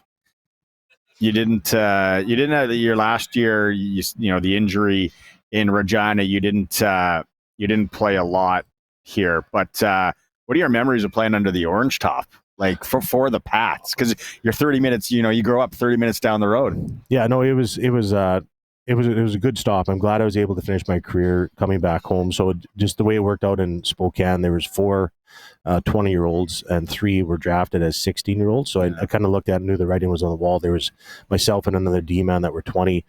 He was a bit better than I was offensively. I was a bit tougher or more rugged, I guess, but I approached the manager and just said, if you get a chance to send me back home anywhere in the East, I'll take it. And no one picked me up in the waiver draft. So I came back and I was just skating with Notre Dame for a bit. And then all of a sudden the Pats called and they had a change of heart with their 20-year-old situation. So brought me on, and it was great. Like right away, the first game I played, they put an A on my chest, which I wore that in Spokane. So it felt good that my leadership was recognized. And I think at that time there was only one 17-year-old and the rest were 16-year-old defensemen. So I kind of knew what my role was as a D-man, was to be the old dog and just provide a little bit of guidance. And we had a young team and wasn't an overly successful team, but we had a lot of fun and I quite enjoyed it. I loved Bob Lowe's as a coach. He was tremendous. He was my kind of style of guy. He said it how it is. And we actually had a couple good laughs. We had a bit of a casino night one time, and myself and Colt Noor and some of the young guys ended up being in the casino. And of course, it got out that we were past curfew and that kind of thing. So we got brought in the next day, and every one of us got fined. And we pulled Orzi and I off to the side and said, like, Jesus, guys, like, you're old enough to be in the casino, but, you got to set a good example for the young guys. Right? Yeah, that's good. Yeah, you bet. So we left right from there and went up to Prince George, and we stopped, I think, at Jasper for a practice, and they gave us lunch money. So as Bob was handing out $10 to each guy to go to a burger or whatever, I grabbed and I said, $10 on red, Bob? Oh, and he just he had a good laugh over it. But yeah, he just said he was like talking to adults when he was talking to Colt and I. But no, we had a lot of fun. It was a good time here in Regina too. We were talking about, you're coaching kids now, and we see how kids play. One guy that jumps out, I remember covering him Global Days, who was a guy that probably before his time, because he skated like they do now, is Matt Haubauer. Oh. Right? Oh, yeah. Isn't he a 2023, 2024 hockey player? Without a doubt. He was, there was the odd guy that you played with that just stood out for certain reasons. And he was just, he made it look so easy. Yeah. That was the frustrating part. Like everything that I ever had, I had to just work extremely hard to even just be adequate. He just effortlessly moved through the ice and how low he was and powerful. And yeah, he was just a tremendous skater. For sure, definitely. He plays like a lot of the young players today do. Well, thanks so much. We're going to do, like I said, we're going to get you on the Monday Nooner. We got a lot of stories to tell on there. Those are podcast stories. I got good podcast stories. Yeah. Thanks so much for stopping by. And I know you're a busy guy here. You're doing rodeo tonight? Yes, we are. Yep. Taking it in. Right on. Yep. Jordan Clarke joining us here. We are live at Agribition. And if you're watching the stream, it's at SportsCage.com. Welcome back. The all new SportsCage live at Agribition. It's DA with me today on this day. Our Western Hockey League report is always brought to you by Extreme Hockey and Sport. Massive Black Friday sale on right now. If you're going to the store here, they got up to 50% off select products. And then you got the Yetis. Did you know that there's so many different things you can get in this Yeti craze? Like they got their display here at Agribition. It's crazy. everything. Down And then, in Phoenix, they have full Yeti stores. You can get luggage. You can get. really? Oh yeah. And then you can get it all engraved right at Extreme Hockey and Sport too. So for your businesses and all that. So yeah, massive Black Friday sales going on now. Extreme Hockey and Sport here at Agribition or at the store.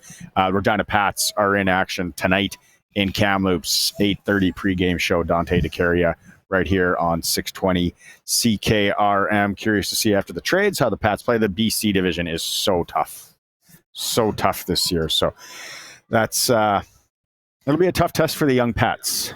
Yeah, see, I mean, obviously an opportunity. They've had some trades lately, you know, to kind of come together as a team when you're on the road. You're on the bus, you're in the hotel a lot more. So hopefully they'll be able to use it as a positive to get to know each other and with the new guys. And, you know, sometimes that change of scenery just helps, you know, resets your brain a little bit and you go like, hey, we're just playing hockey out here. Let's go. Like no pressure. Fun. Let's go. Throw the puck on the ice. Let's go. Hour 3 coming up. We're going to be joined by former play-by-play guy of a number of teams, Sasky Beauty.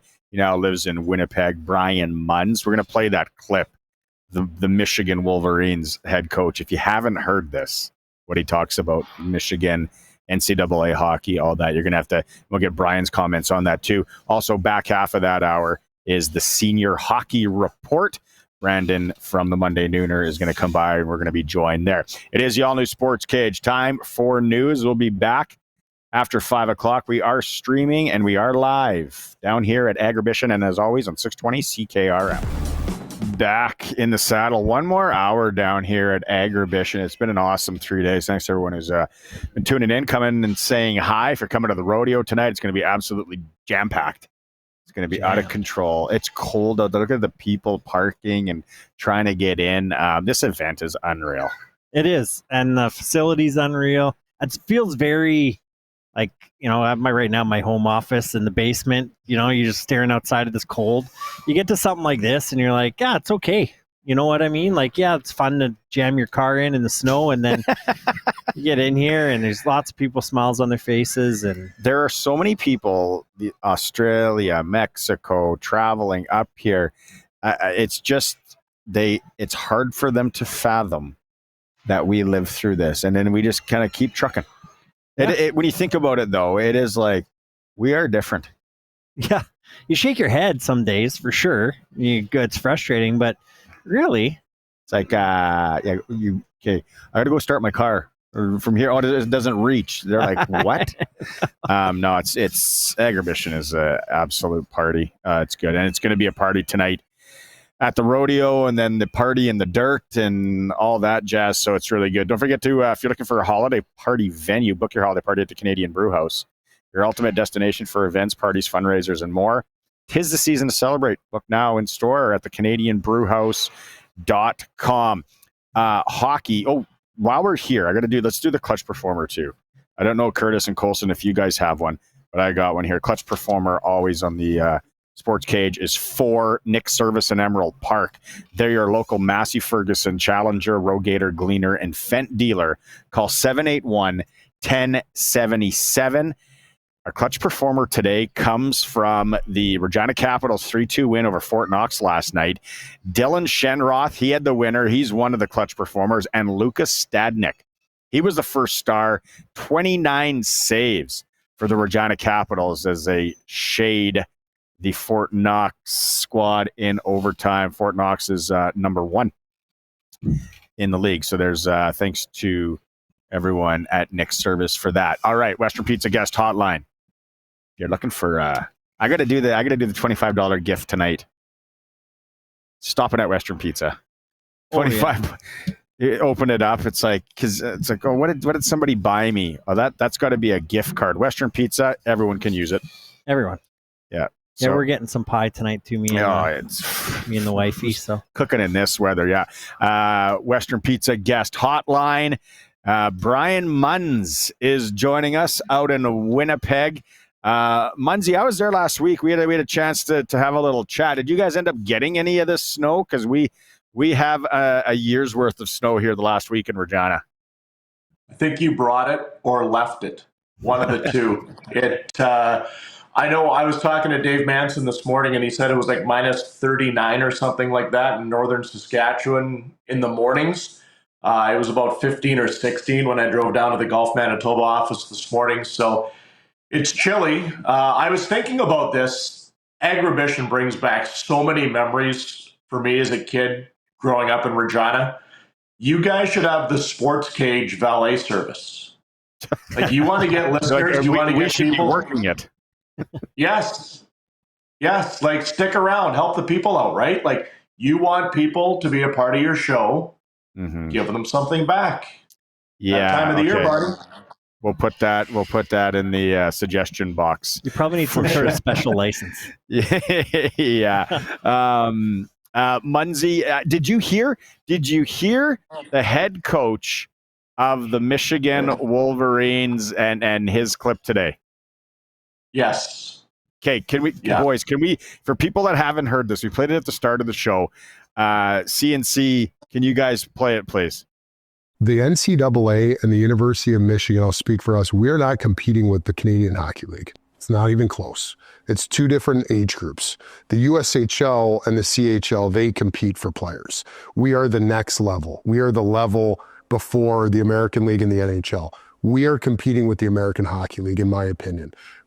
Michigan is such a special place, socially, academically, athletically, that we believe we are above the American Hockey League. I don't know if there's an American Hockey League team that over 3 years has had 15 to 17 guys go up to their even affiliated club and play NHL game. So we're proud of that. It was the coaching staff before me. It's us. It's the players that are here. It's the development. It's the style of play and the winning. It's everybody. It's definitely not just me or the coaches or this year's guys. It's everyone's program. But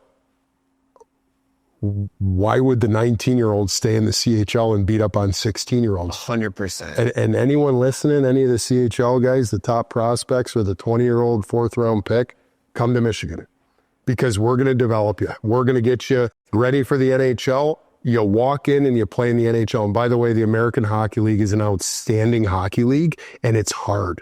And even our first-round guys are realizing how hard it is in that league because there's men with families. So why not be overripe here and have the best experience of your life? By the way, the big house, we don't need to get into all the social stuff of college. It's the best time of your life, whether you're an athlete or not. Enjoy it. Munzy, your take on that?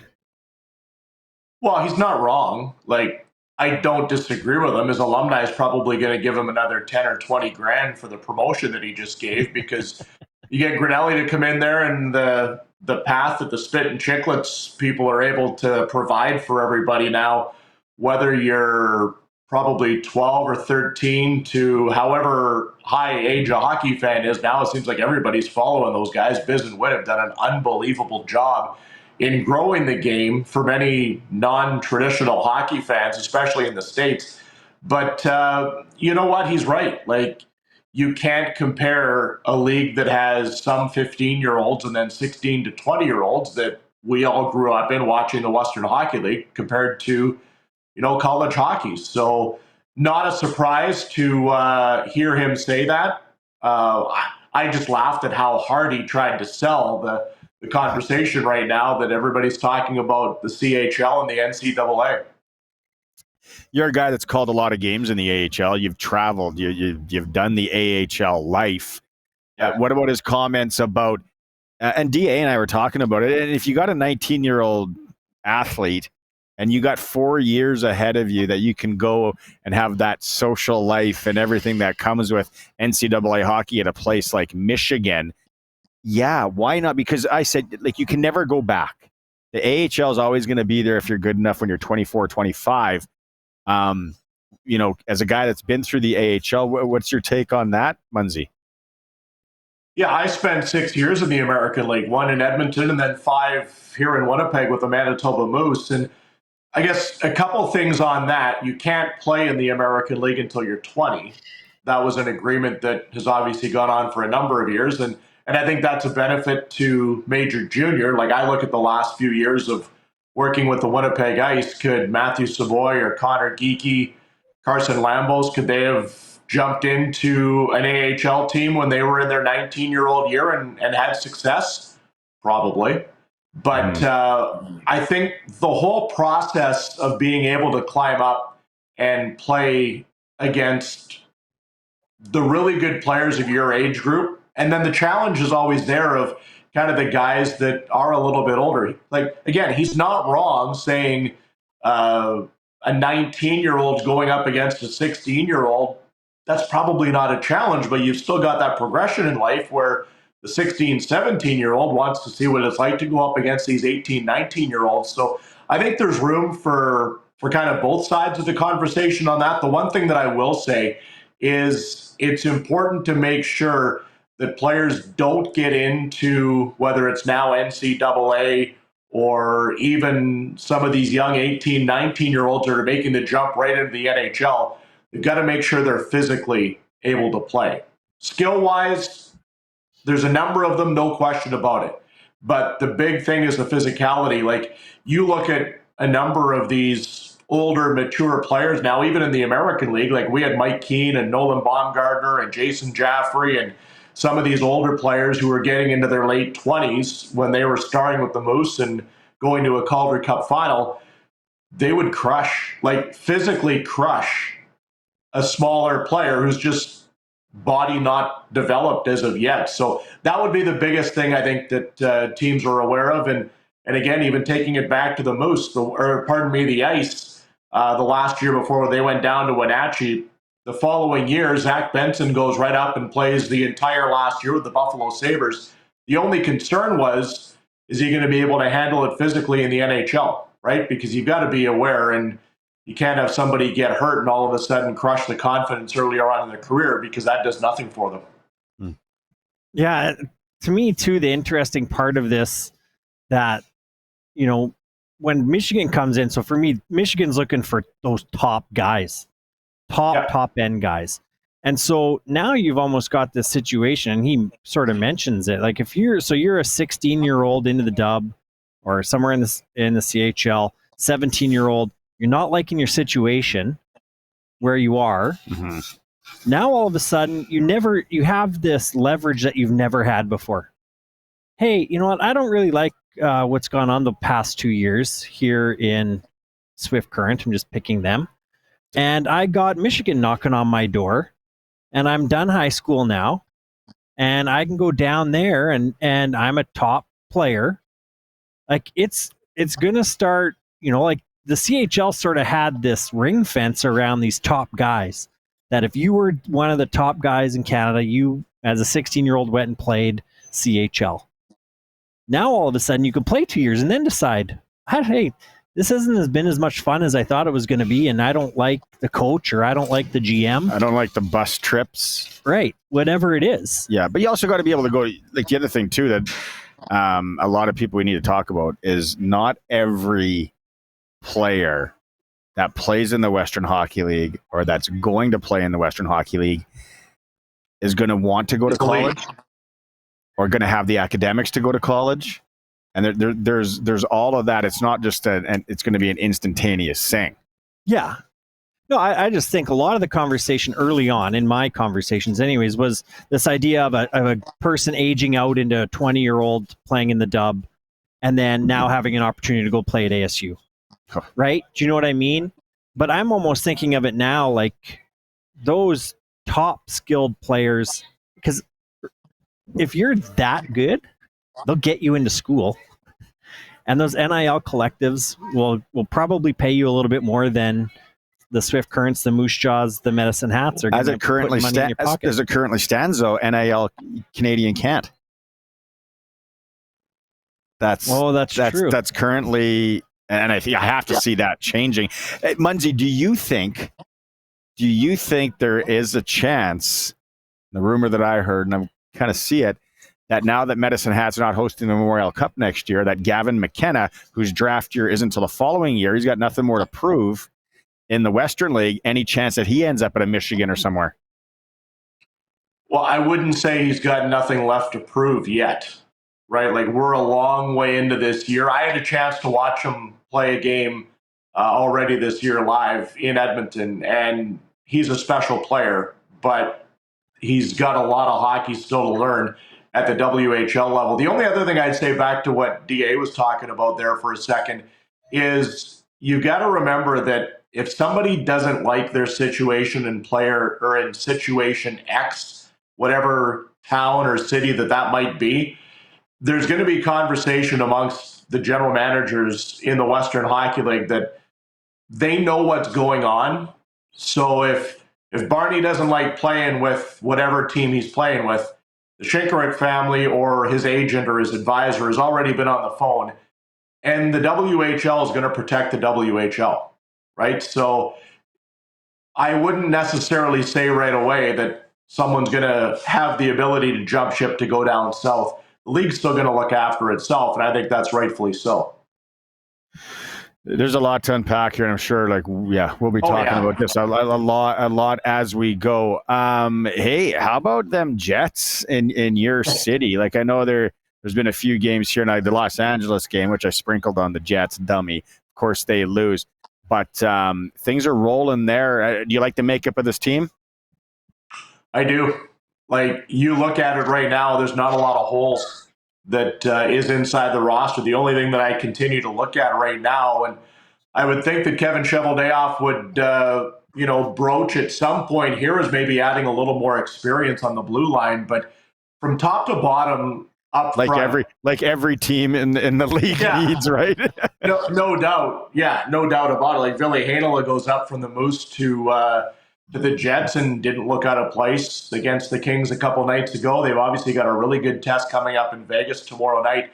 But the thing that really stands out for me right now, having watched this team grow from a number of years when these players came into the league, is how they've accepted their role and they've flourished with it. And where I would go with that is, Adam Lowry's first and foremost, right? Like, former Swift Current Bronco, big kid, point guy, can make things happen.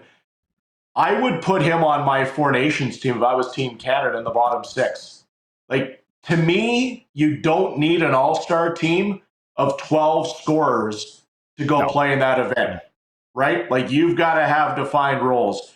Adam Lowry is your perfect bottom six penalty kill role player that could be in that situation. So the line right now of Lowry, Appleton, and Niederreiter, if you want to put it, that third line role right now has been a tremendous compliment to their top six. And Kyle Connor's got 28 points already this year, 13 goals. Mark Scheifele's a couple behind. Nikolai Ehlers is right up there. Josh Morrissey's been tremendous on the back end at both ends of the ice. Neil Pionk's been good, and arguably right now the best goaltender in the league is Connor Hellebuck, right? And Eric Comrie spelled him off, and he's picked up some really important wins when they've wanted to give the best in the league a night off. So they've got a really good thing going here. Scott O'Neill's kind of taken over from where Rick Bowness left off, and there's a lot of excitement here, rightfully so, for the number one team in the NHL.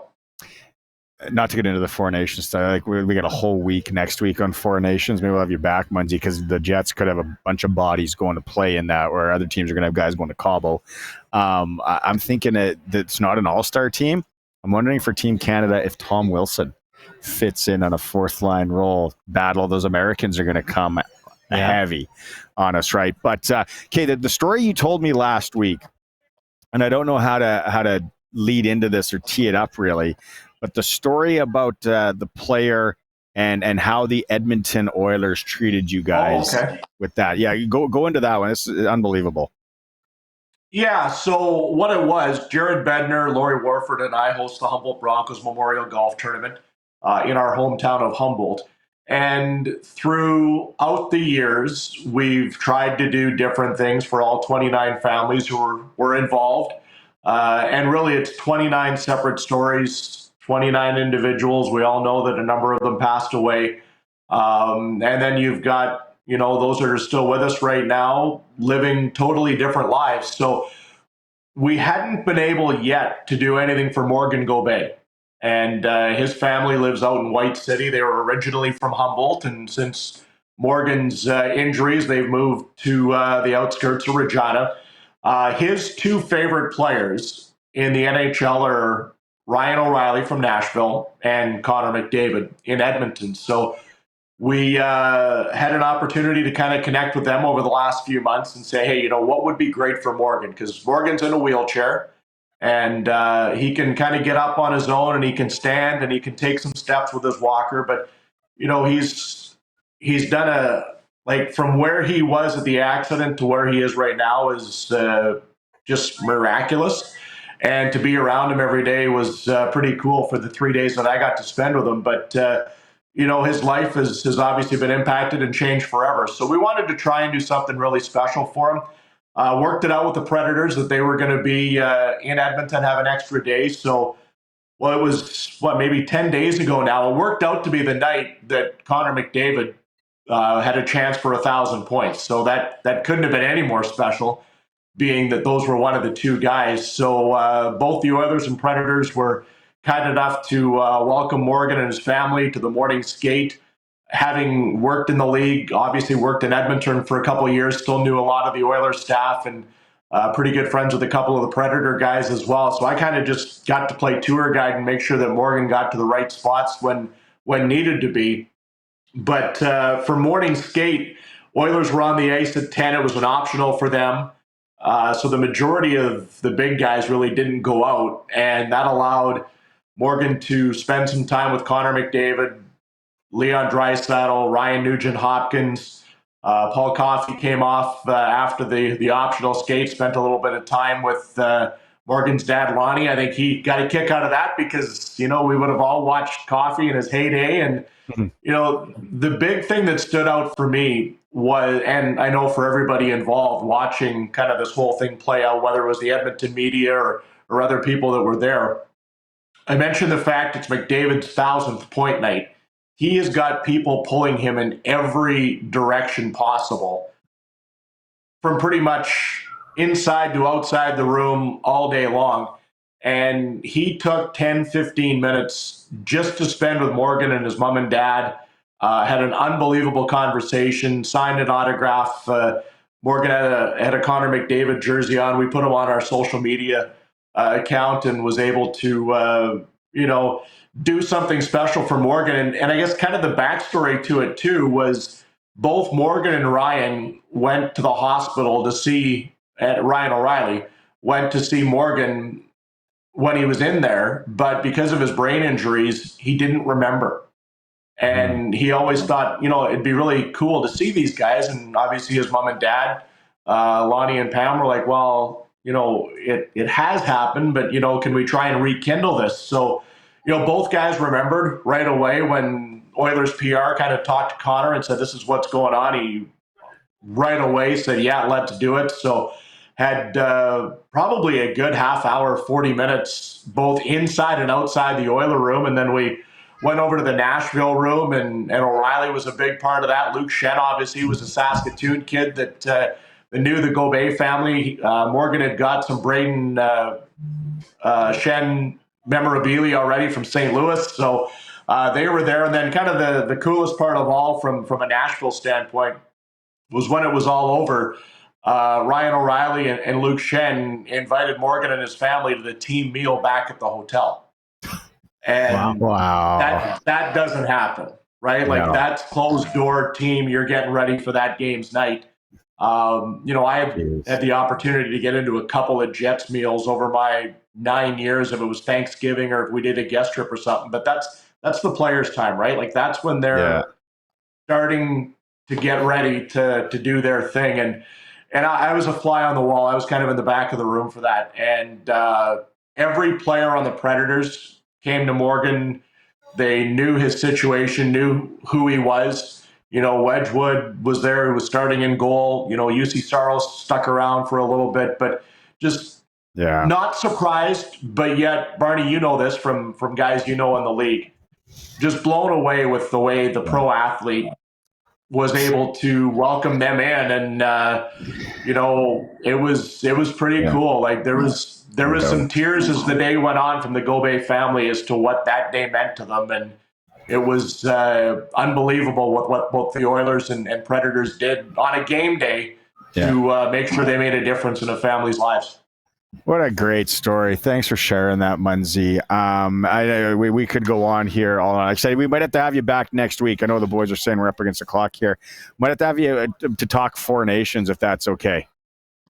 Yeah, look forward to it. News is coming up at 5:30, right? No news, but we got No news? we got the commercial break here. I got to pay the bills. You know the drill. Always a pleasure, Munzie. Thanks so much. And like I said, maybe let's do this again next week. All right. Take care. Good luck with that valet service. Brian Munz joining us here. What a great story. Unbelievable. Let's take a quick break. Like I said, the boys are telling us we got to pay some bills. It is the All New SportsCage, streaming live at sportscage.com.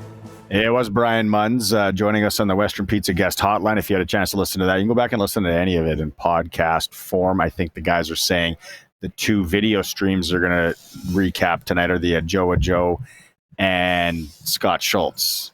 2 awesome interviews today. It was great. Both of them were so engaging. Socks on a rooster. Socks on a rooster. Oh, I love that. Socks on a rooster. Yeah, and this door's starting to open like crazy, right? Because people are starting to file in for the rodeo. I know. A little chilly here. Not going to lie. If you're coming to the rodeo, parking is tight. It's going to be electric, as they say, atmosphere. We talked to the rodeo clown, the entertainer, the barrel guy, Matt Merritt, earlier this week. Unbelievable. The music guy yesterday, just to get a look behind and how everything happens at a rodeo. I love going to rodeo. Like if I didn't have the Christmas party tonight, I'd probably be making my way to the rodeo, but instead I'm going to go watch youngsters get drunk and probably run their yappers. It's kind of like a rodeo. Could be. He's got to hope that it stays in the rails. Jordan Clarke also joined us. You can go listen to that one again in podcast form. Former Western Hockey League guy from Rollo, Saskatchewan, now with Ritchie Brothers Auctioneers. Big cheese. So Ritchie Brothers. Tonight, you don't think I'm taking Las Vegas to cover that 13.5 on Cool Bet? I think it hasn't changed. I think you got to do that too. I mean, the Chiefs have been win by 3-point team this year. Doesn't seem to matter who they play either. Like it's not just the big games. So no, I think that's the smart play. Georgia Tech. That's the one you were wondering. Georgia's a 17.5 point. That's a big game. Georgia Tech's going to give them all they can handle. Those rivalry games, you always can't. tighter. Barney, the Chiefs are final right now. They're done. You can check the score. That game's done? Yep. What was the score? 17-19 for the Chiefs. Oh, that was an afternoon game. I thought it was a tonight game. Wow, was I up Well, to you lunch? would have won. Would have won 17-19. Getting the old DeLorean.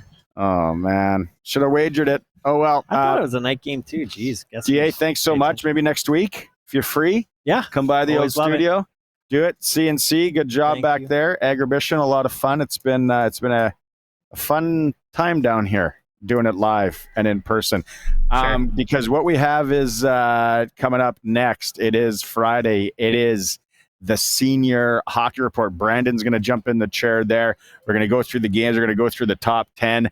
As always, the Monday Nooner guys give you the senior hockey report on the Sports Cage. We'll take a quick break. We'll come back with that. You're watching the stream at sportscage.com and as always on 620 CKRM. All right, welcome back. The All New Sports Cage live down here at Agribition.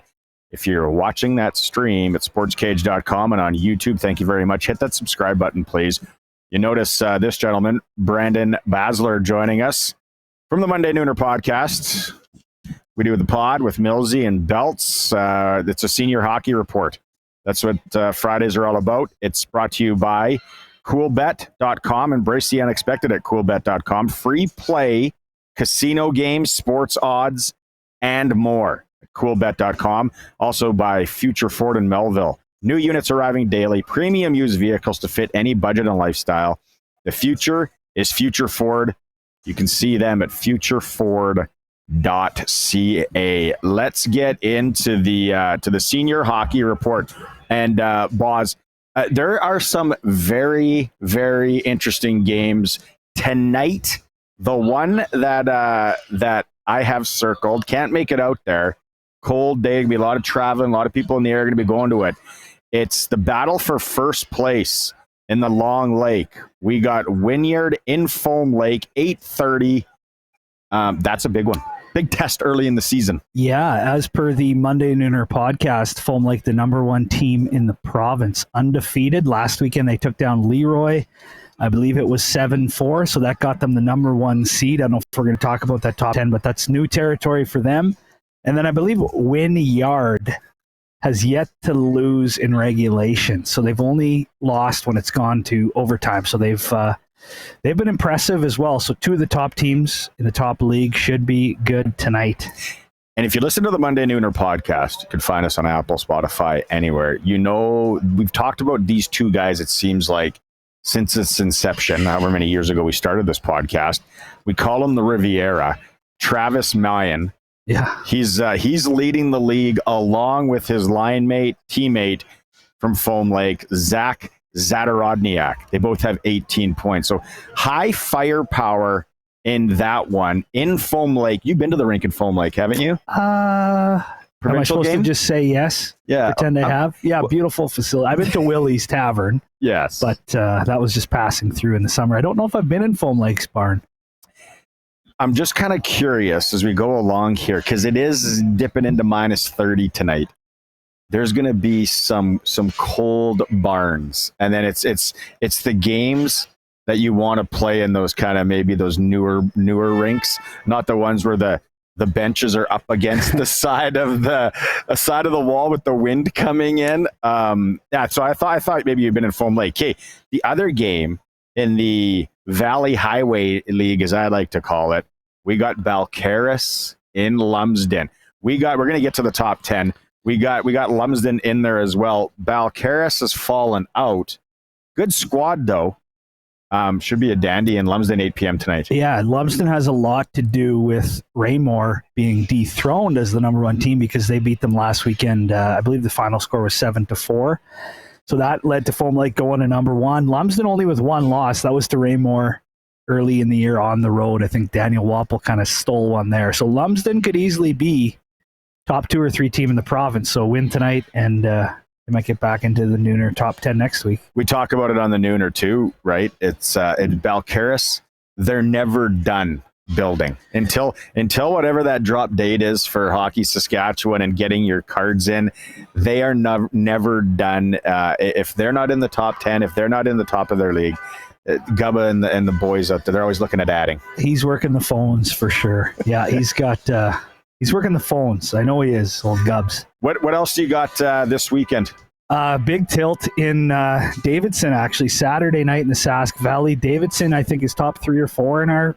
I'm giving it all away here, but Davidson's one of the top teams. Keniston is the proverbial power for the last 5 years, 4 years. Double banner. I think they've only got one loss, so we dropped them all the way out of the top 10. So that's a huge matchup Saturday night just down the 11 highway. In the Sask East, Rokenville is in Esterhazy. That should be good. That's tonight, Friday. And then in some of the other leagues, Avonlea tonight, home to Cornack. So anybody that's not too far out of the Regina area into the south central Sask, that's going tonight in Avonlea. And then the Big Six down in the southeast, Saturday night, Carlisle travels to Oxbow. That's probably the game of the week in the Big Six Hockey League. He's talked about it. We've kind of teased it / given it away. We do have our weekly top 10 at the Monday Nooner that we released, and we will give it to you here quickly. The honorable mentions this week, we had Clarke, Swan Valley, Assiniboia, and the Battleford Beaver Blues. The number 10 team, Lashburn. What do you know about Lashburn up there this year? Good, deep team. Yeah, good couple top lines, good bottom 6 as well. They go provincials? They haven't, because of their roster. They would have to go A with populations of Lloyd and stuff. So that's right. And then they have to cut some players. So they just Number 9, the Allen Old Flames have new names. Little Mark Chestnut. There we go.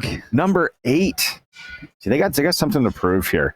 We had some people stop by the booth just a little while ago from Raymore country. The Raymore Rockets in number 8. What do you make about the Rockets?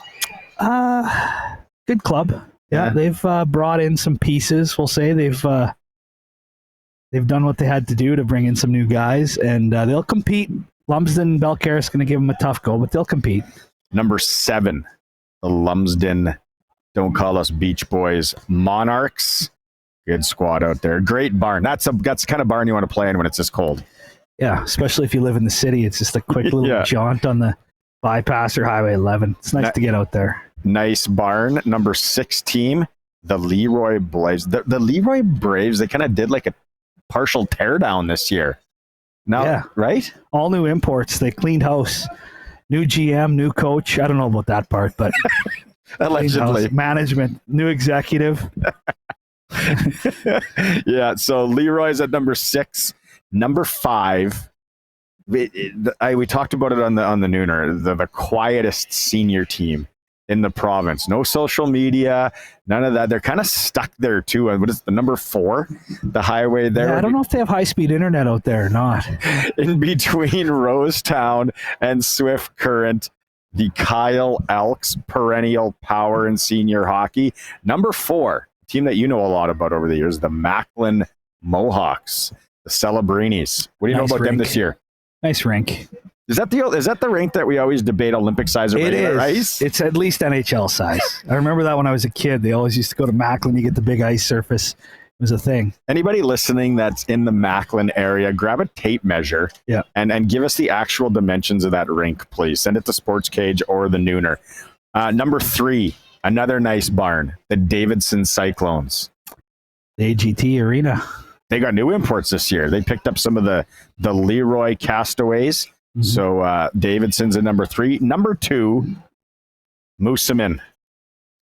They play that. You've been in that barn. Beautiful barn, beautiful lounge in the old Mike Schwain Arena.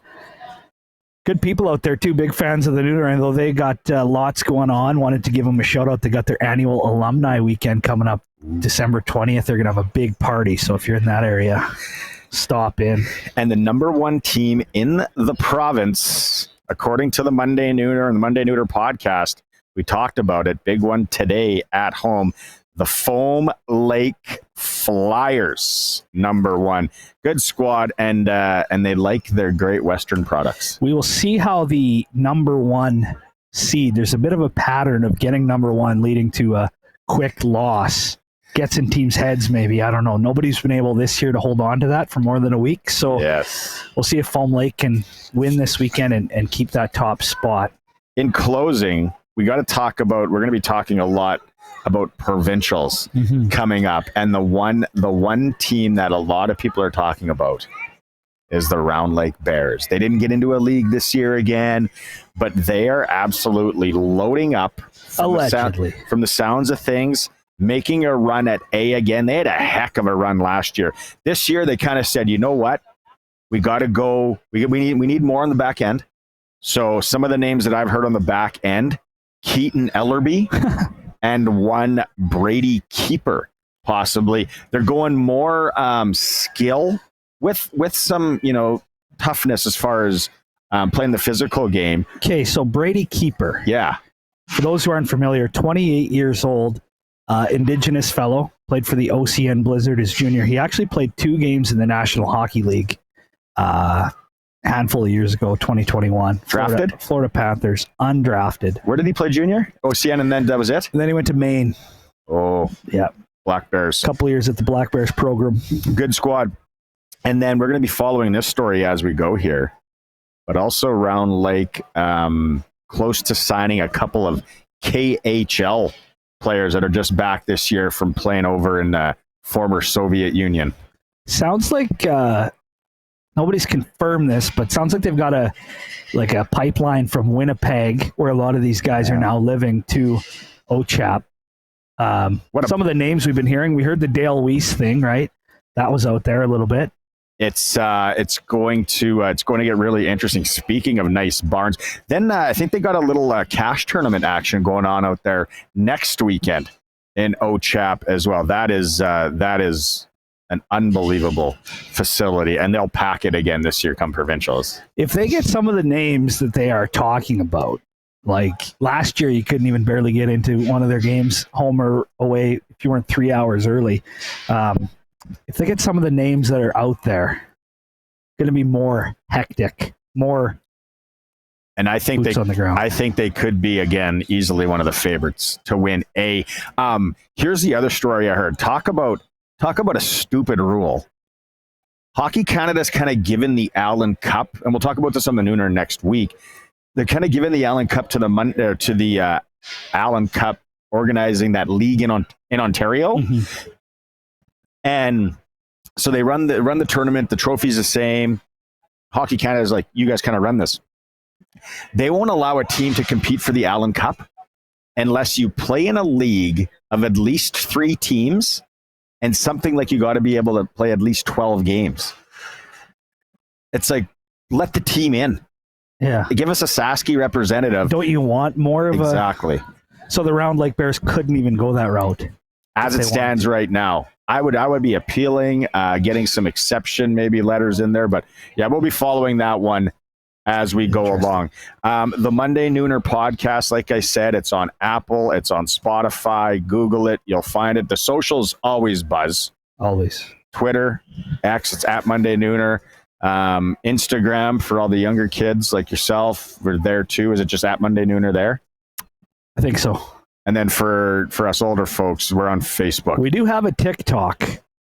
Put a couple out. They got quite a few thousand views. It's crazy how many views you get on TikTok. Really? It's crazy. Yeah. Yeah, I'm not TikTok. I don't think I've TikToked. Is that what you call it? For over a year on there. So we do have an account though. We do have regular jobs. It's tough. It's tough. Okay. That's Brandon from the Monday Nooner. Thanks. Like you said, you can get it all. And the senior hockey report on the Sports Cage from the Monday Nooner fellas is always brought to you by coolbet.com. Embrace the unexpected at coolbet.com. Free to play casino games, sports odds, and more. If you're a senior hockey fan, I recommend you go to coolbet.com. And also brought to you by Future Ford in Melville. New units arriving daily, premium used vehicles to fit any budget. FutureFord.ca. The future is Future Ford. It is the Sports Cage. We are streaming live from Agribition and as always on 620 CKRM.